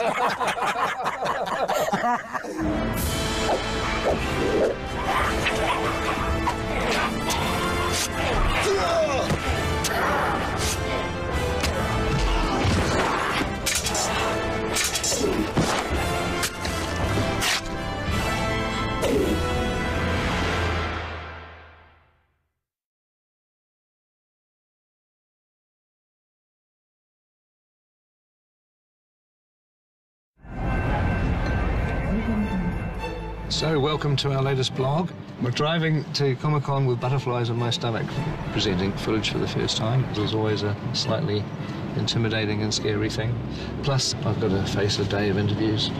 But another 10 hours and it'll all be behind us.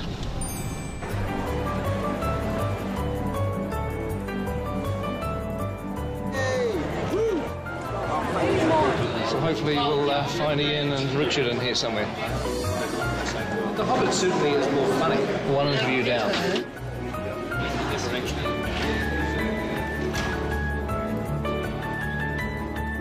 When I call you guys up on stage... Are we coming out one at a time? Yes. I saw on the One Ring this morning that people have been camping out since Wednesday to get into Hall H. Those are the sorts of people that I like hanging out with. I'm going to be going on soon, and I've been recruited to do some vlog filming with my iPhone, because this camera isn't allowed on stage, but nobody's going to stop me shooting with my iPhone.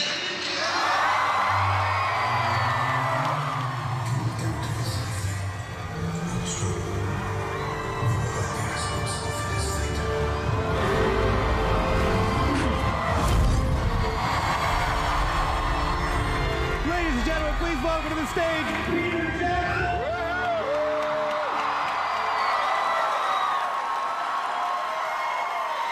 Let's bring up a few of our friends that we have here. Philippa Boyens, Andy Serkis, Richard Armitage, Martin Freeman, Sir Ian McKellen. We also have a surprise guest, Elijah Wood. I love you guys. I came all the way from Brazil just because of you. Thank you. I spent all my money on this trip, but it was worth it. These are the people that we're making the film for, and I'm really happy that it was received in such a great way. I'd just like you to do something for all the people that couldn't be here. Could you just say hi from Comic-Con? 1, 2, 3. Fantastic. No need for a take two. That was bloody good. And so now we would like to show you a little bit of what we showed the audience in Hall H.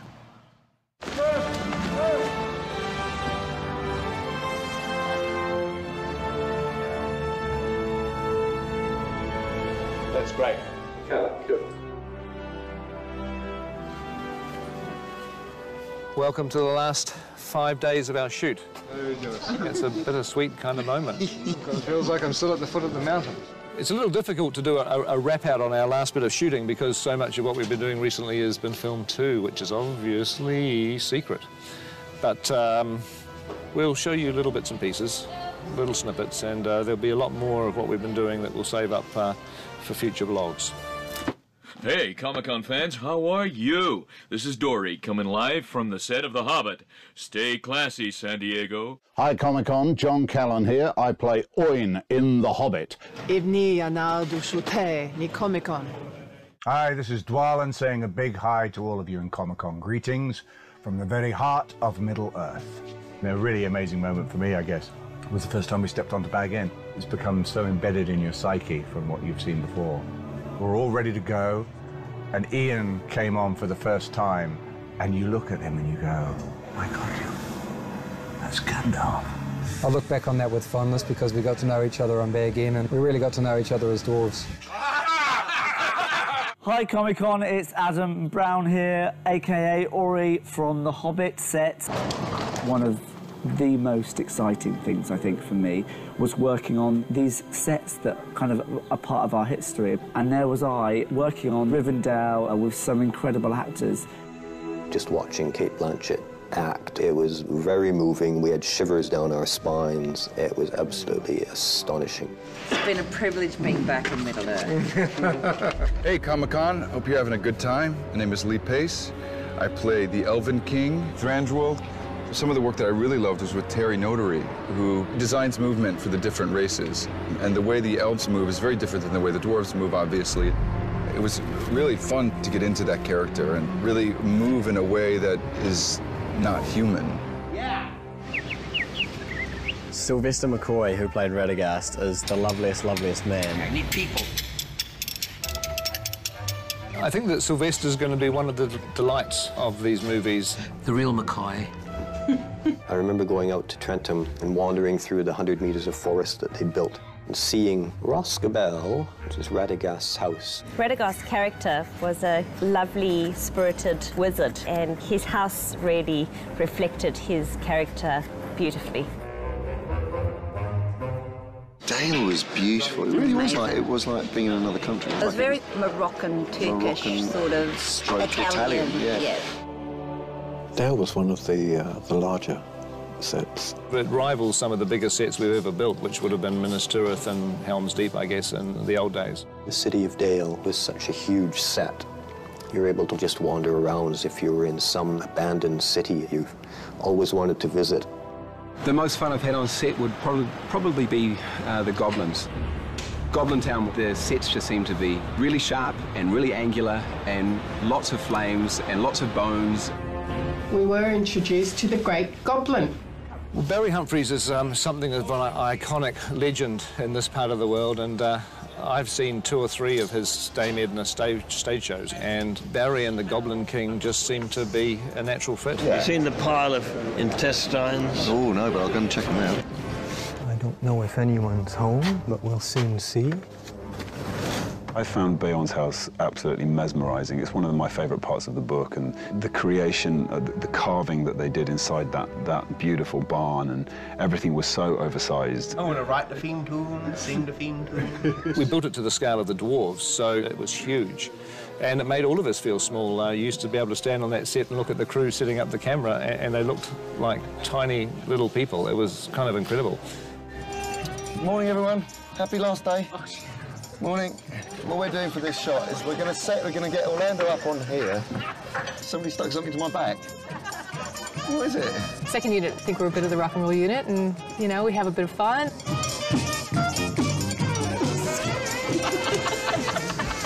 Greg's shorts, I think. Have to be the high. Yeah. Just loop it, bro. Just loop it. No problem. I'm disturbed. It's like an 8-year-old schoolboy. What do you mean it's like an 8-year-old schoolboy?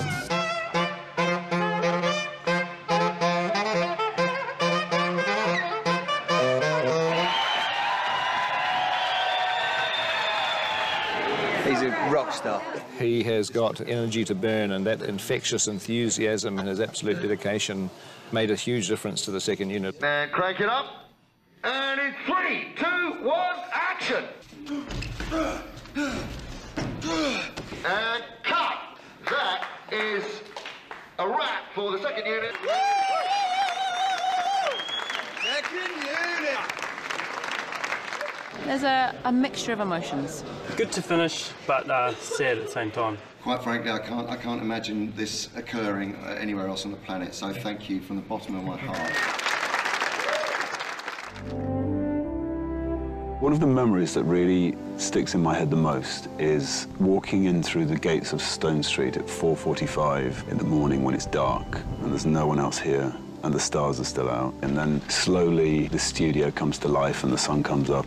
I saw a lot of those days. You're going to be getting up at 5:30 in the morning for a year and a half, at least 12 hours a day. Morning. You literally just wake up every morning and go shoot a movie, and it seems to last a lifetime. This is the kind of movie where it changes everybody's lives.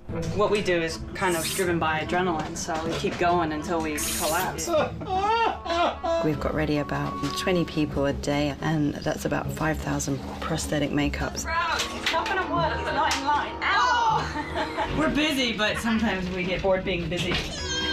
In the last 18 months, we've probably gone through about 20 litres of glue, about 450 miles of yak hair, hence there are now a lot of cold yaks in the Himalayas somewhere. I've never worked on such a hairy movie.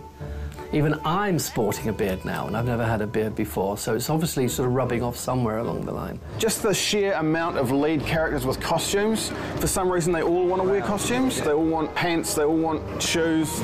Made for an enormous amount of costumes. All of these clothes to nearly the back of the truck is Bilbo. For smallest layer, we used so much gold paint. I used everything in Australasia, and we had to get it from Germany. Wunderbar. 22,817,520 feet if we were shooting 35mm like this. And I'm really glad we're not. I'm sure that I've done over 2,500 drawings. I kept my pencil stubs. You're literally doing a drawing one day and then walking on the set a few days later. We shoot a set take it out and replace it for the very next day's shoot. They put up the most incredible sets. You walk in the night before and it's not finished and you think, my God, how are we ever going to be in here tomorrow filming? And yet you walk in 8 o'clock the next morning and it's ready to go. To me, that's probably one of the most gratifying things on this whole picture, that all these people force through impossible odds and create these beautiful things. Wow, look at that. Yes. I'll miss the camaraderie of the folks that we've built up and the cast and crew. You know, we've spent an awful long time together. There's like sort of 12 or 13 of us who have been in a mini army.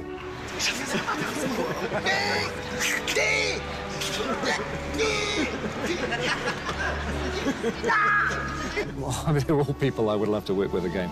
Fantastic cast. I'm surrounded by these mates. I'm surrounded by my comrades. I'm surrounded by these great actors. Please, not every time. Get off. I mean...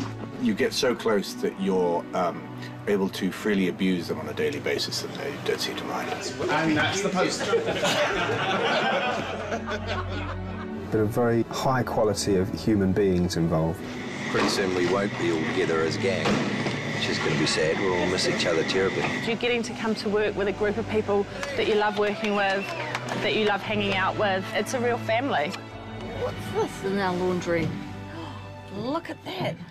Oh! Red-handed. What happens on The Hobbit stays on The Hobbit.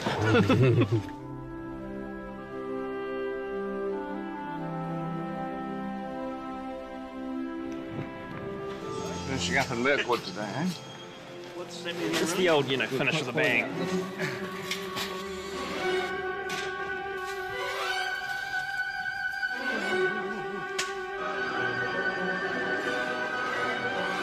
Look out!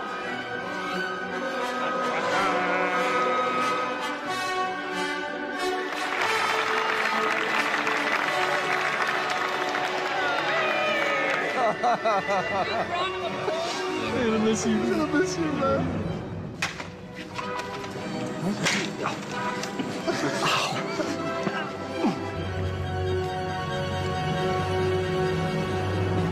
Okay, and action. I need a horse. Why? Where are you going? In search of answers. All right, and cut.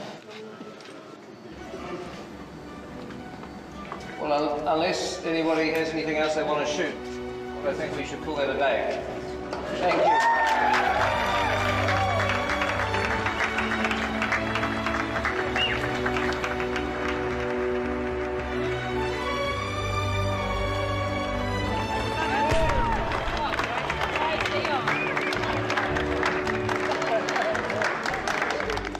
Well, obviously, I just want to say thank you to everybody, an incredible cast, incredible crew.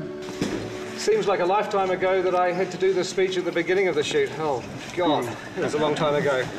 You know, as a director, it can be kind of a lonely job.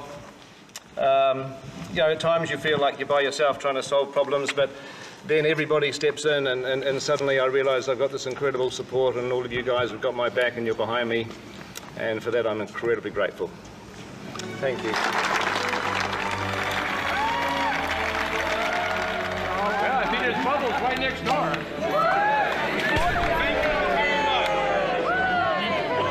It's been a terrific atmosphere shooting this movie, and I hope the vlogs have in some way given you all a chance to share in that and to experience it for yourselves. And we'll be continuing in post-production. The energy, the environment, everything's going to be very, very different, but it's still got equal amount of challenges. So look forward to seeing you during post-production. It's just lemonade, honestly. Come on, show some love. Put your arm around the person next to you.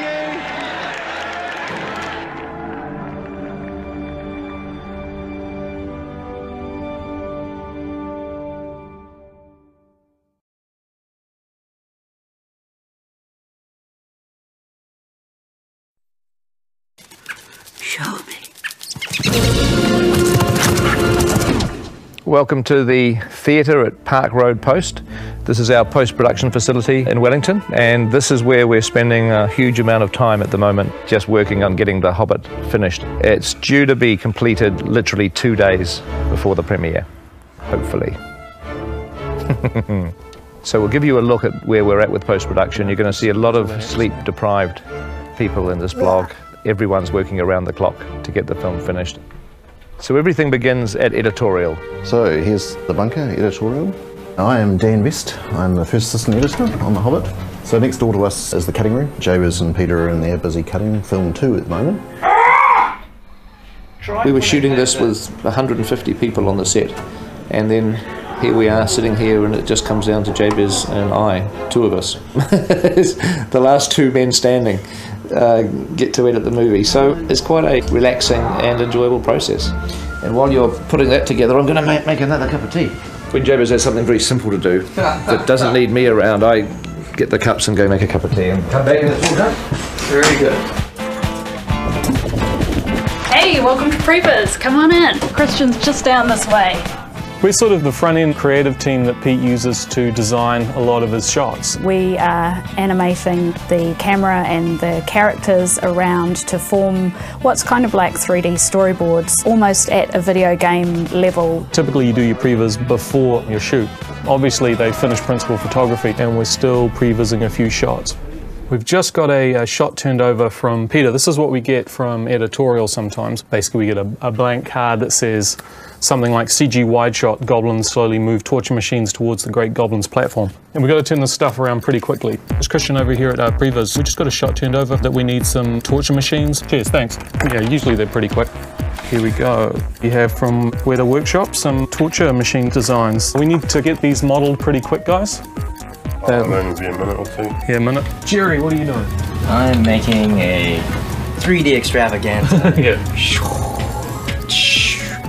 It wouldn't be a good shot if it didn't have sound effects, though. The model's coming through yet? Yep, here it is. Jerry, can we get textures on that? Oh yeah, sure, no problem. Already on it. Already on it? Almost done. So the thing is, you know, I've got to turn the stuff around pretty quickly because, you know, the film delivers in like 8 weeks. What do you do there? I just stare at code all day. So Iggy, you got your torture machines, how's the shot going? Yeah, sorry it took so long, but I think this is gonna work. Yeah? Okay, cool. No, it's pretty good. We should send it to Pete and see what he says. Cool. It'll be a really cool moment. Okay. That's good, Dave, yeah. We just got PJ notes. We're off to talk to a few of the supervisors about what we have to do now on a few extra shots. This is the original building that we had on Lord of the Rings.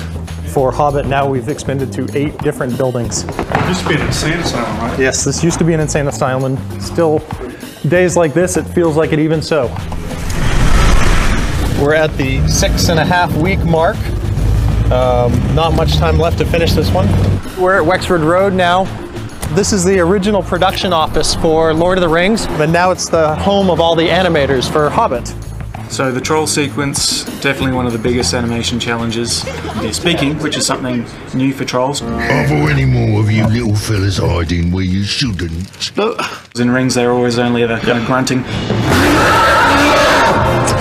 Peter shot it live action on the mocap stage. Are any more of you little fellas hiding where you shouldn't? Pete liked the action, but wanted to go a little bit bigger on what the stunt guys were doing. So maybe we do a custom mocap shoot for just those bits. That felt good. I'm happy with that. Okay, should we move on? We've advanced the art of motion capture quite substantially on The Hobbit, including the detail of motion capturing individual hairs of dwarfs' beards. All right, come on in. Welcome to the Department of Internal Beard Hairs. We're going to tell you a little bit about what we do here. Kev, can we get you to paint, please? Having beards on set is rather dangerous. Incredibly dangerous. We've lost a lot of good beards. That's right. So we've created a virtual beard in the computer, and what that allows us to do... Whoa, layman's terms, please. Sorry. We have a beard in the computer. Motivation here. It's dark, it's stormy. Okay. You're in the mountains. Action, wind, rain, lightning bolts, and cut. So this looks great. Can we go ahead and propagate this? Right, so what I can do is just by pushing this one button here, and voila, you can see that the beard has now been propagated throughout the film. It's the power of beard capture technology. Great job, everybody. I don't think there's anybody working harder at the moment probably than the Weta Digital artists who have got several hundred CGI shots to do in the last few weeks of post-production. We have a lot of shots to deliver each week. In fact, the most shots Weta has really ever delivered. Good luck. Let's break the record. Have a great week. Well, it's Saturday at Wexford Road. The first thing we have to do each morning is release the animators. So, should we do that? Are we ready? Are they there? Wake up! Wakey, wakey! Come on, sleep is for the week! Sleep is for the week! Don't even bother getting dressed. If people don't have to leave, we're happy for them to stay.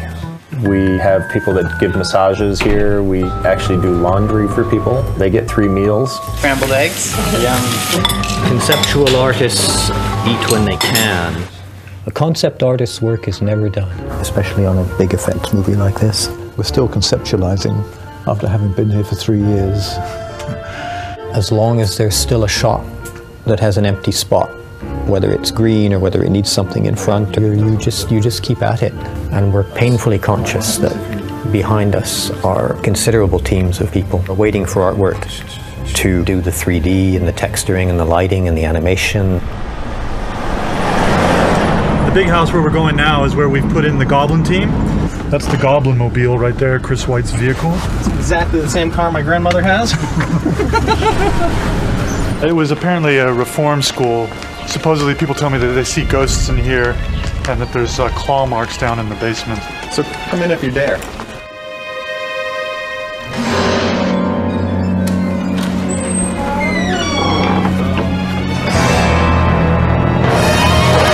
So what Peter was looking for was to create this whole world underground. So we're creating this goblin town with all these different structures and light and walkways and fires. And so this is some of the work in progress. A lot of what we're doing on this guy is beauty lighting, because we got to really highlight all of his warts and all that good stuff. He's quite hideous, but he has to look beautiful at the same time. Here at Park Road Post-Production, just down the corridor, we've got Andrew Lesney, our DP, doing the colour timing of the film. Hi, welcome to the DI. Yesterday we made chicken laksa, and today we're going to cook up a pad thai. DI is short for digital intermediate. This is part of a process which is called the colour grading. It is like Photoshop for motion pictures.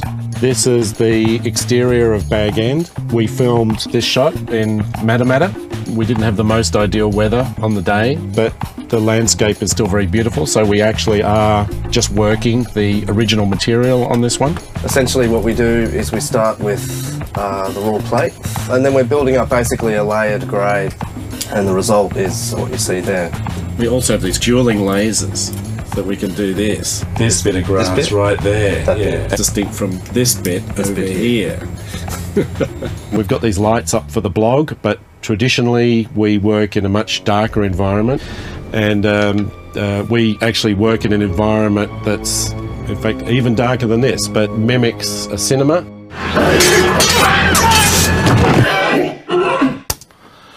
Hi, you're at Park Road Post, and this is where we're doing the sound for The Hobbit. Let's go and have a look.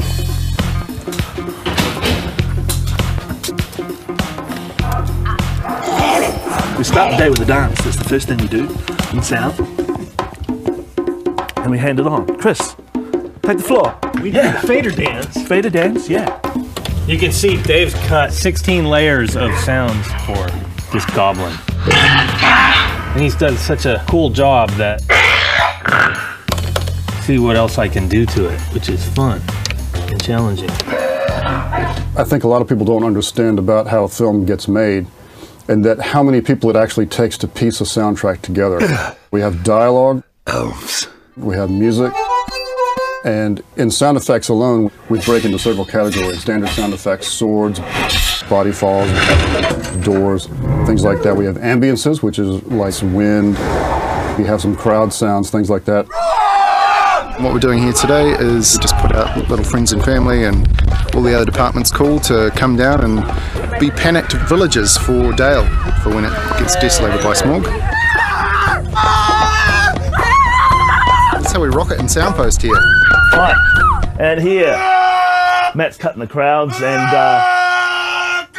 all that sort of stuff. We're on our way. Feels like a scene from The Shining down this hallway. I really wish I had a tricycle. Foley. Oh, they've got the best sounding door. Foley's a specific part of the soundtrack which relates to humans. Anything associated with what they touch and how they move is recorded by these guys. Get to bash stuff, break stuff, drag it, stretch it, bend it. What makes a great Foley track is often the interpretation of the sound rather than the literal sound itself. Goblin claws. It's just banjo picks. It makes it very awkward when you go to the toilet in the middle too.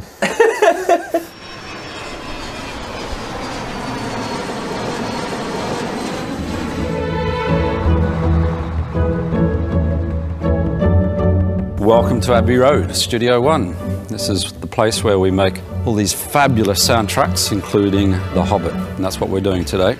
We're back in the studio for a record day. Full orchestra today. There'll be 93 people in their various sections. This is Howard's conductor's podium, so this is where he stands and directs the orchestra from. Abbey Road is legendary with its microphone collection. So here's one that John Lennon sang into when he was a recording artist at the studio. I've never had a shot with one here. So look, can you get that? The musicians will see the music for the first time. They don't rehearse it or anything like that. They just turn up, sheet music is in front of them, and they play. This is rather important to make sure these get onto the podium. Here's the control room. It's a real adrenaline rush to be looking out at the orchestra, that we're kind of in control of this fabulous sound.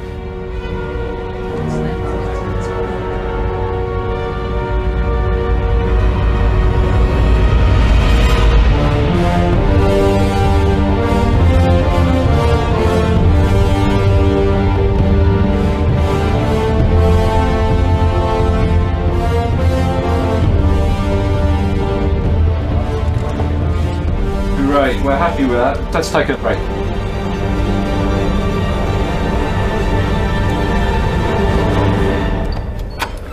Theatre 2, this is the final mix room. This is where it all comes together. Well, look who it is. We all arrive with tons and tons of sounds. Then in the final mix, we have to figure out what sound makes sense and what sound doesn't. You could put a hoarse vocal on the shot to let us know we're there. But at the end of the day, hopefully we've got clarity and we are telling the story. And I have to say, it's really fun. Got another 3 weeks and then and another couple films. So the journey's long from over. It's just really starting. So that's what's happening at the moment. The premiere is very, very close. But fortunately, people are staying calm. They're staying incredibly disciplined, focusing on their work. We are blessed to have such a sane, sensible team.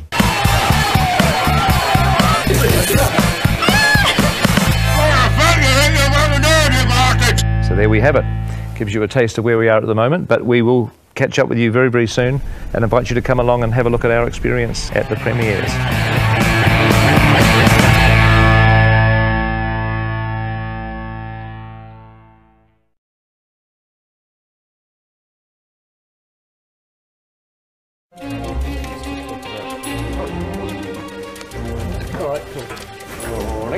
Welcome to our new blog. It's been a very busy final few days. On Sunday, we showed Peter the very last shot of the movie, our last delivery shot, and the last shot of the movie. Okay. There's always a last shot. Fantastic. We kind of finished the movie Sunday morning. That'll do it.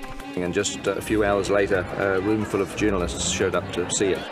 If it was the film terms, we said that it was dripping wet. But it was digitally dripping wet. It was pretty funny on the day that the press started watching the movie to be walking around knowing that we're still working on it. So should we have lunch and then you guys can from us, right? From us, congratulations. Yeah, thank you. Yeah. Good job. A little bit more work on the Dolby Atmos mix, and so that finished pretty much yesterday morning. Everything all right? Gandalf, where are you going? So we're here at the Embassy Theatre. We did a complete retrofit of this historic theatre for Dolby Atmos. So there are 36 total surround speakers in here. There are 28 around the audience, and then there are 8 overhead surrounds. We can now uniquely place sounds either around the audience and even above, but we can also have this really smooth 360-degree movement of sound. Oh, well, that's good. I think that solves it. That's a much better. Yeah.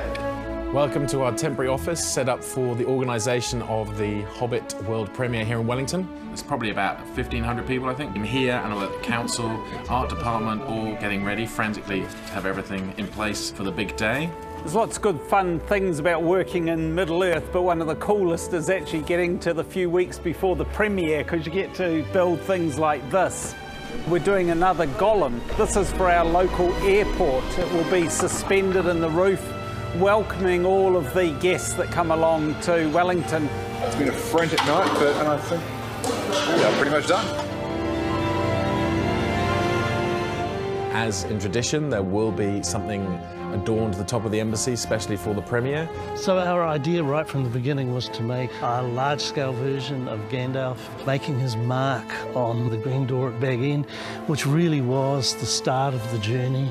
This element here is the background to the stage. So on the day we'll install this in such a way that it creates a forced perspective element. So looking through a camera lens, Gandalf will be the same height as me. The city's definitely got Hobbit fever, and it just really adds to the whole atmosphere of the premiere, and we can't wait. There was just the Hobbit everywhere. Massive banners, flags all down the streets, just fantastic place. We got to go to the Hobbit market, wonderful. What we've got going on here is we've set up a market in Waitangi Park. This is where all the prop makers, fabrics people who made stuff for the Hobbit, everyone's going to display what the night job actually is. We're almost on the eve of the premiere, and very exciting time, of course, for everybody.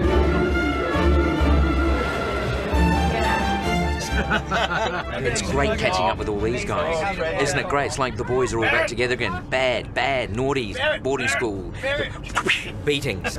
Your buffets are so firm. It's great to be back in town. No, there is an energy, there's a buzz, something's happening. It was a great night last night. The only problem was the MC was just a little bit mediocre. Who was it? Yeah. Who was the MC? Oh, I don't know. Some guy called Ted Brody. We have some very special guests with us here this evening. Mr. Peter Jackson and Mr. Elijah Wood.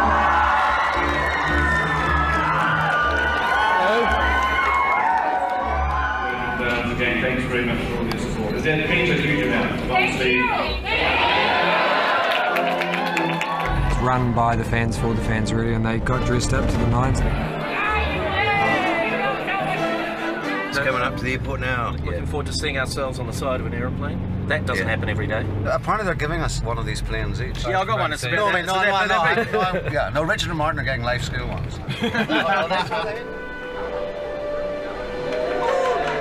But we're all also very excited to see the remaining dwarves who are coming, disembarking from the plane. We haven't seen for a long time. We were seeing Dane O'Gorman, Graham and Aidan Turner. It's very exciting. This morning we branded this giant plane from Air New Zealand, landed at Wellington, so we had all the talent out there for that. I think they're quite excited to be back. It was quite fun this morning to see them all at the airport and together as one big group. So yeah, it's a reunion of the family. They came back and we've just been doing what's called a press junket. That's where they do interviews, one-on-ones with the talent, but it's interview after interview after interview with different networks and stations. So it's a long day for them. Hola amigos de España. Hola lectores del mundo es. Cinemax, me alskino. Shantonguela. Hi. Wow. Hello, all precious Brazilians. It's just another day at the office. Okay.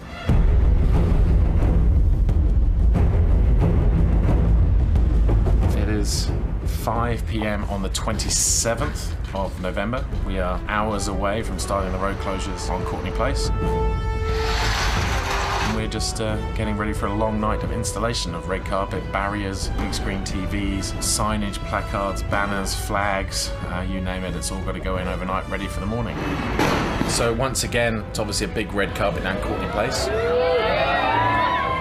We've had a few movie premieres before this. One that brings back all the memories is in 2003 when we did The Return of the King for the Lord of the Rings trilogy. We got a Guinness World Record for the longest red carpet at a film premiere at 422 meters. So my aim is to try and break it again, so the guests will be going several times around a block just for the hell of it, just so I can get my Guinness World Record for this movie as well. We want to see a huge turnout, which is going to be amazing. Wellingtonians, residents, people associated with the film industry and filmmakers, but also people coming in from all around the country and in fact all around the world. We're coming from Germany. We are from Melbourne, Australia. I arrived down here about 9:30. I plan on sleeping on the concrete. And we have our fellowship cloaks to keep us impervious from weather.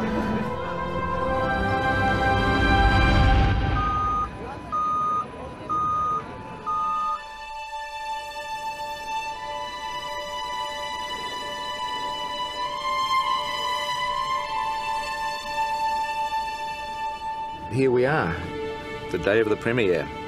We were driving in here at about 9 o'clock in the morning and there were so many people already on the red carpet, and this is, 8 hours ahead of time, and a lot of those people had been camping there overnight. It's pretty humbling, really, to think that, on one level I just think we're making a movie, we're making a piece of entertainment, but on the other hand there is this show of support for what we're doing, and we're very, very grateful for that. Hello. Yeah. Yeah. Hello. Hello. Oh, I think we've been steered in the wrong direction.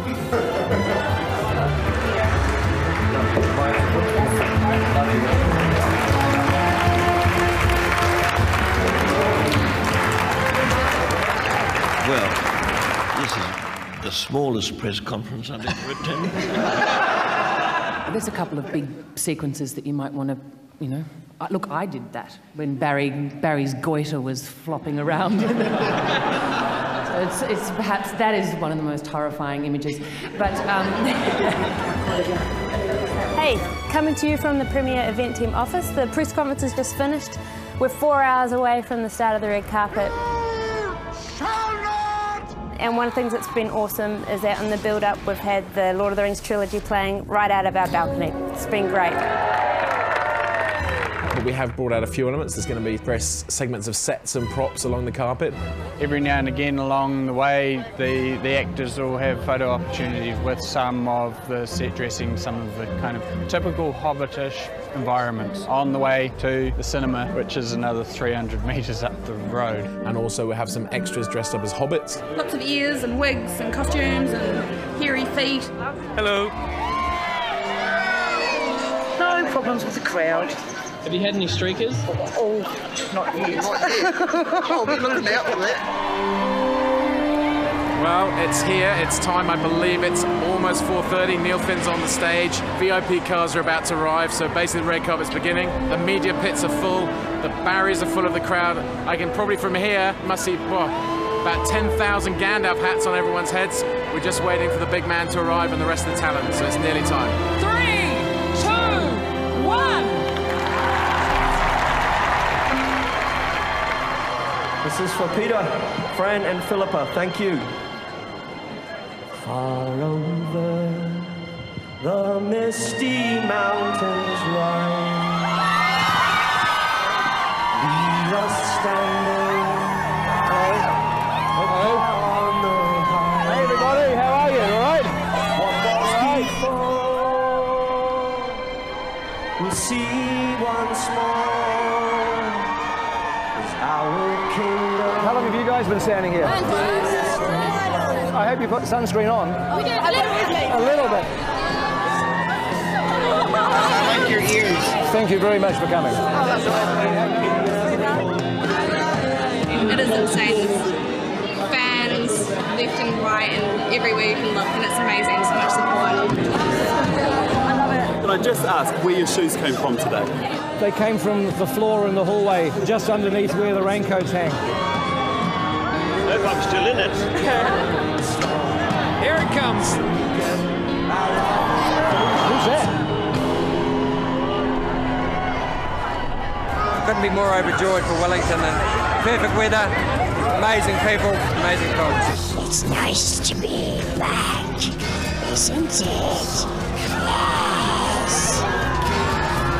I haven't stopped signing things. Well, you can sign it if you want. I'm going to sign you as well in a minute.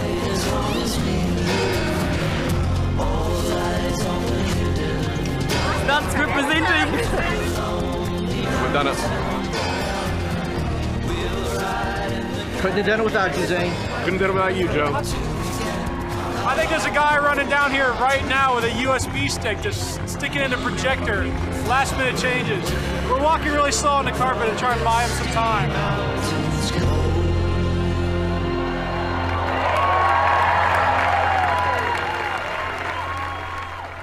Okay, should we bring up some of our actors?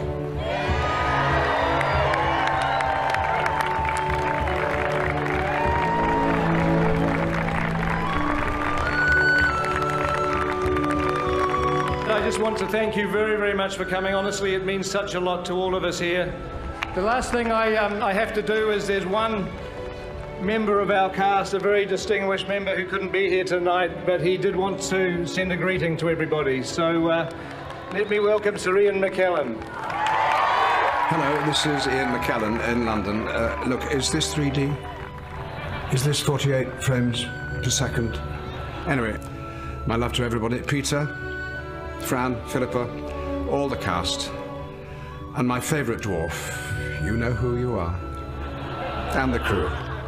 I'll see you soon. Lots of love.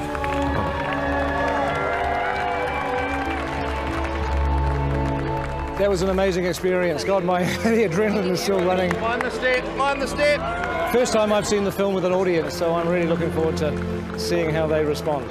Katie here has been my companion on the red carpet. Thank heavens I had somebody to share it with. This is the little girl that was a tiny Hobbit baby in the Fellowship of the Ring. In fact, you were listening to the story of the Hobbit. So there I was, at the mercy of 3 monstrous trolls. So look, we're going to say goodbye now and have a fantastic holiday. Wonderful Christmas, everyone, and thanks for your support throughout the making of the first Hobbit movie, The Unexpected Journey. And you know what? We'll be back with our first blog for the second Hobbit movie. There's so much work ahead of us. But we will be back in the new year, and we will share the experiences of the second movie all the way through next year. So look forward to talking to you again. Bye. Bye.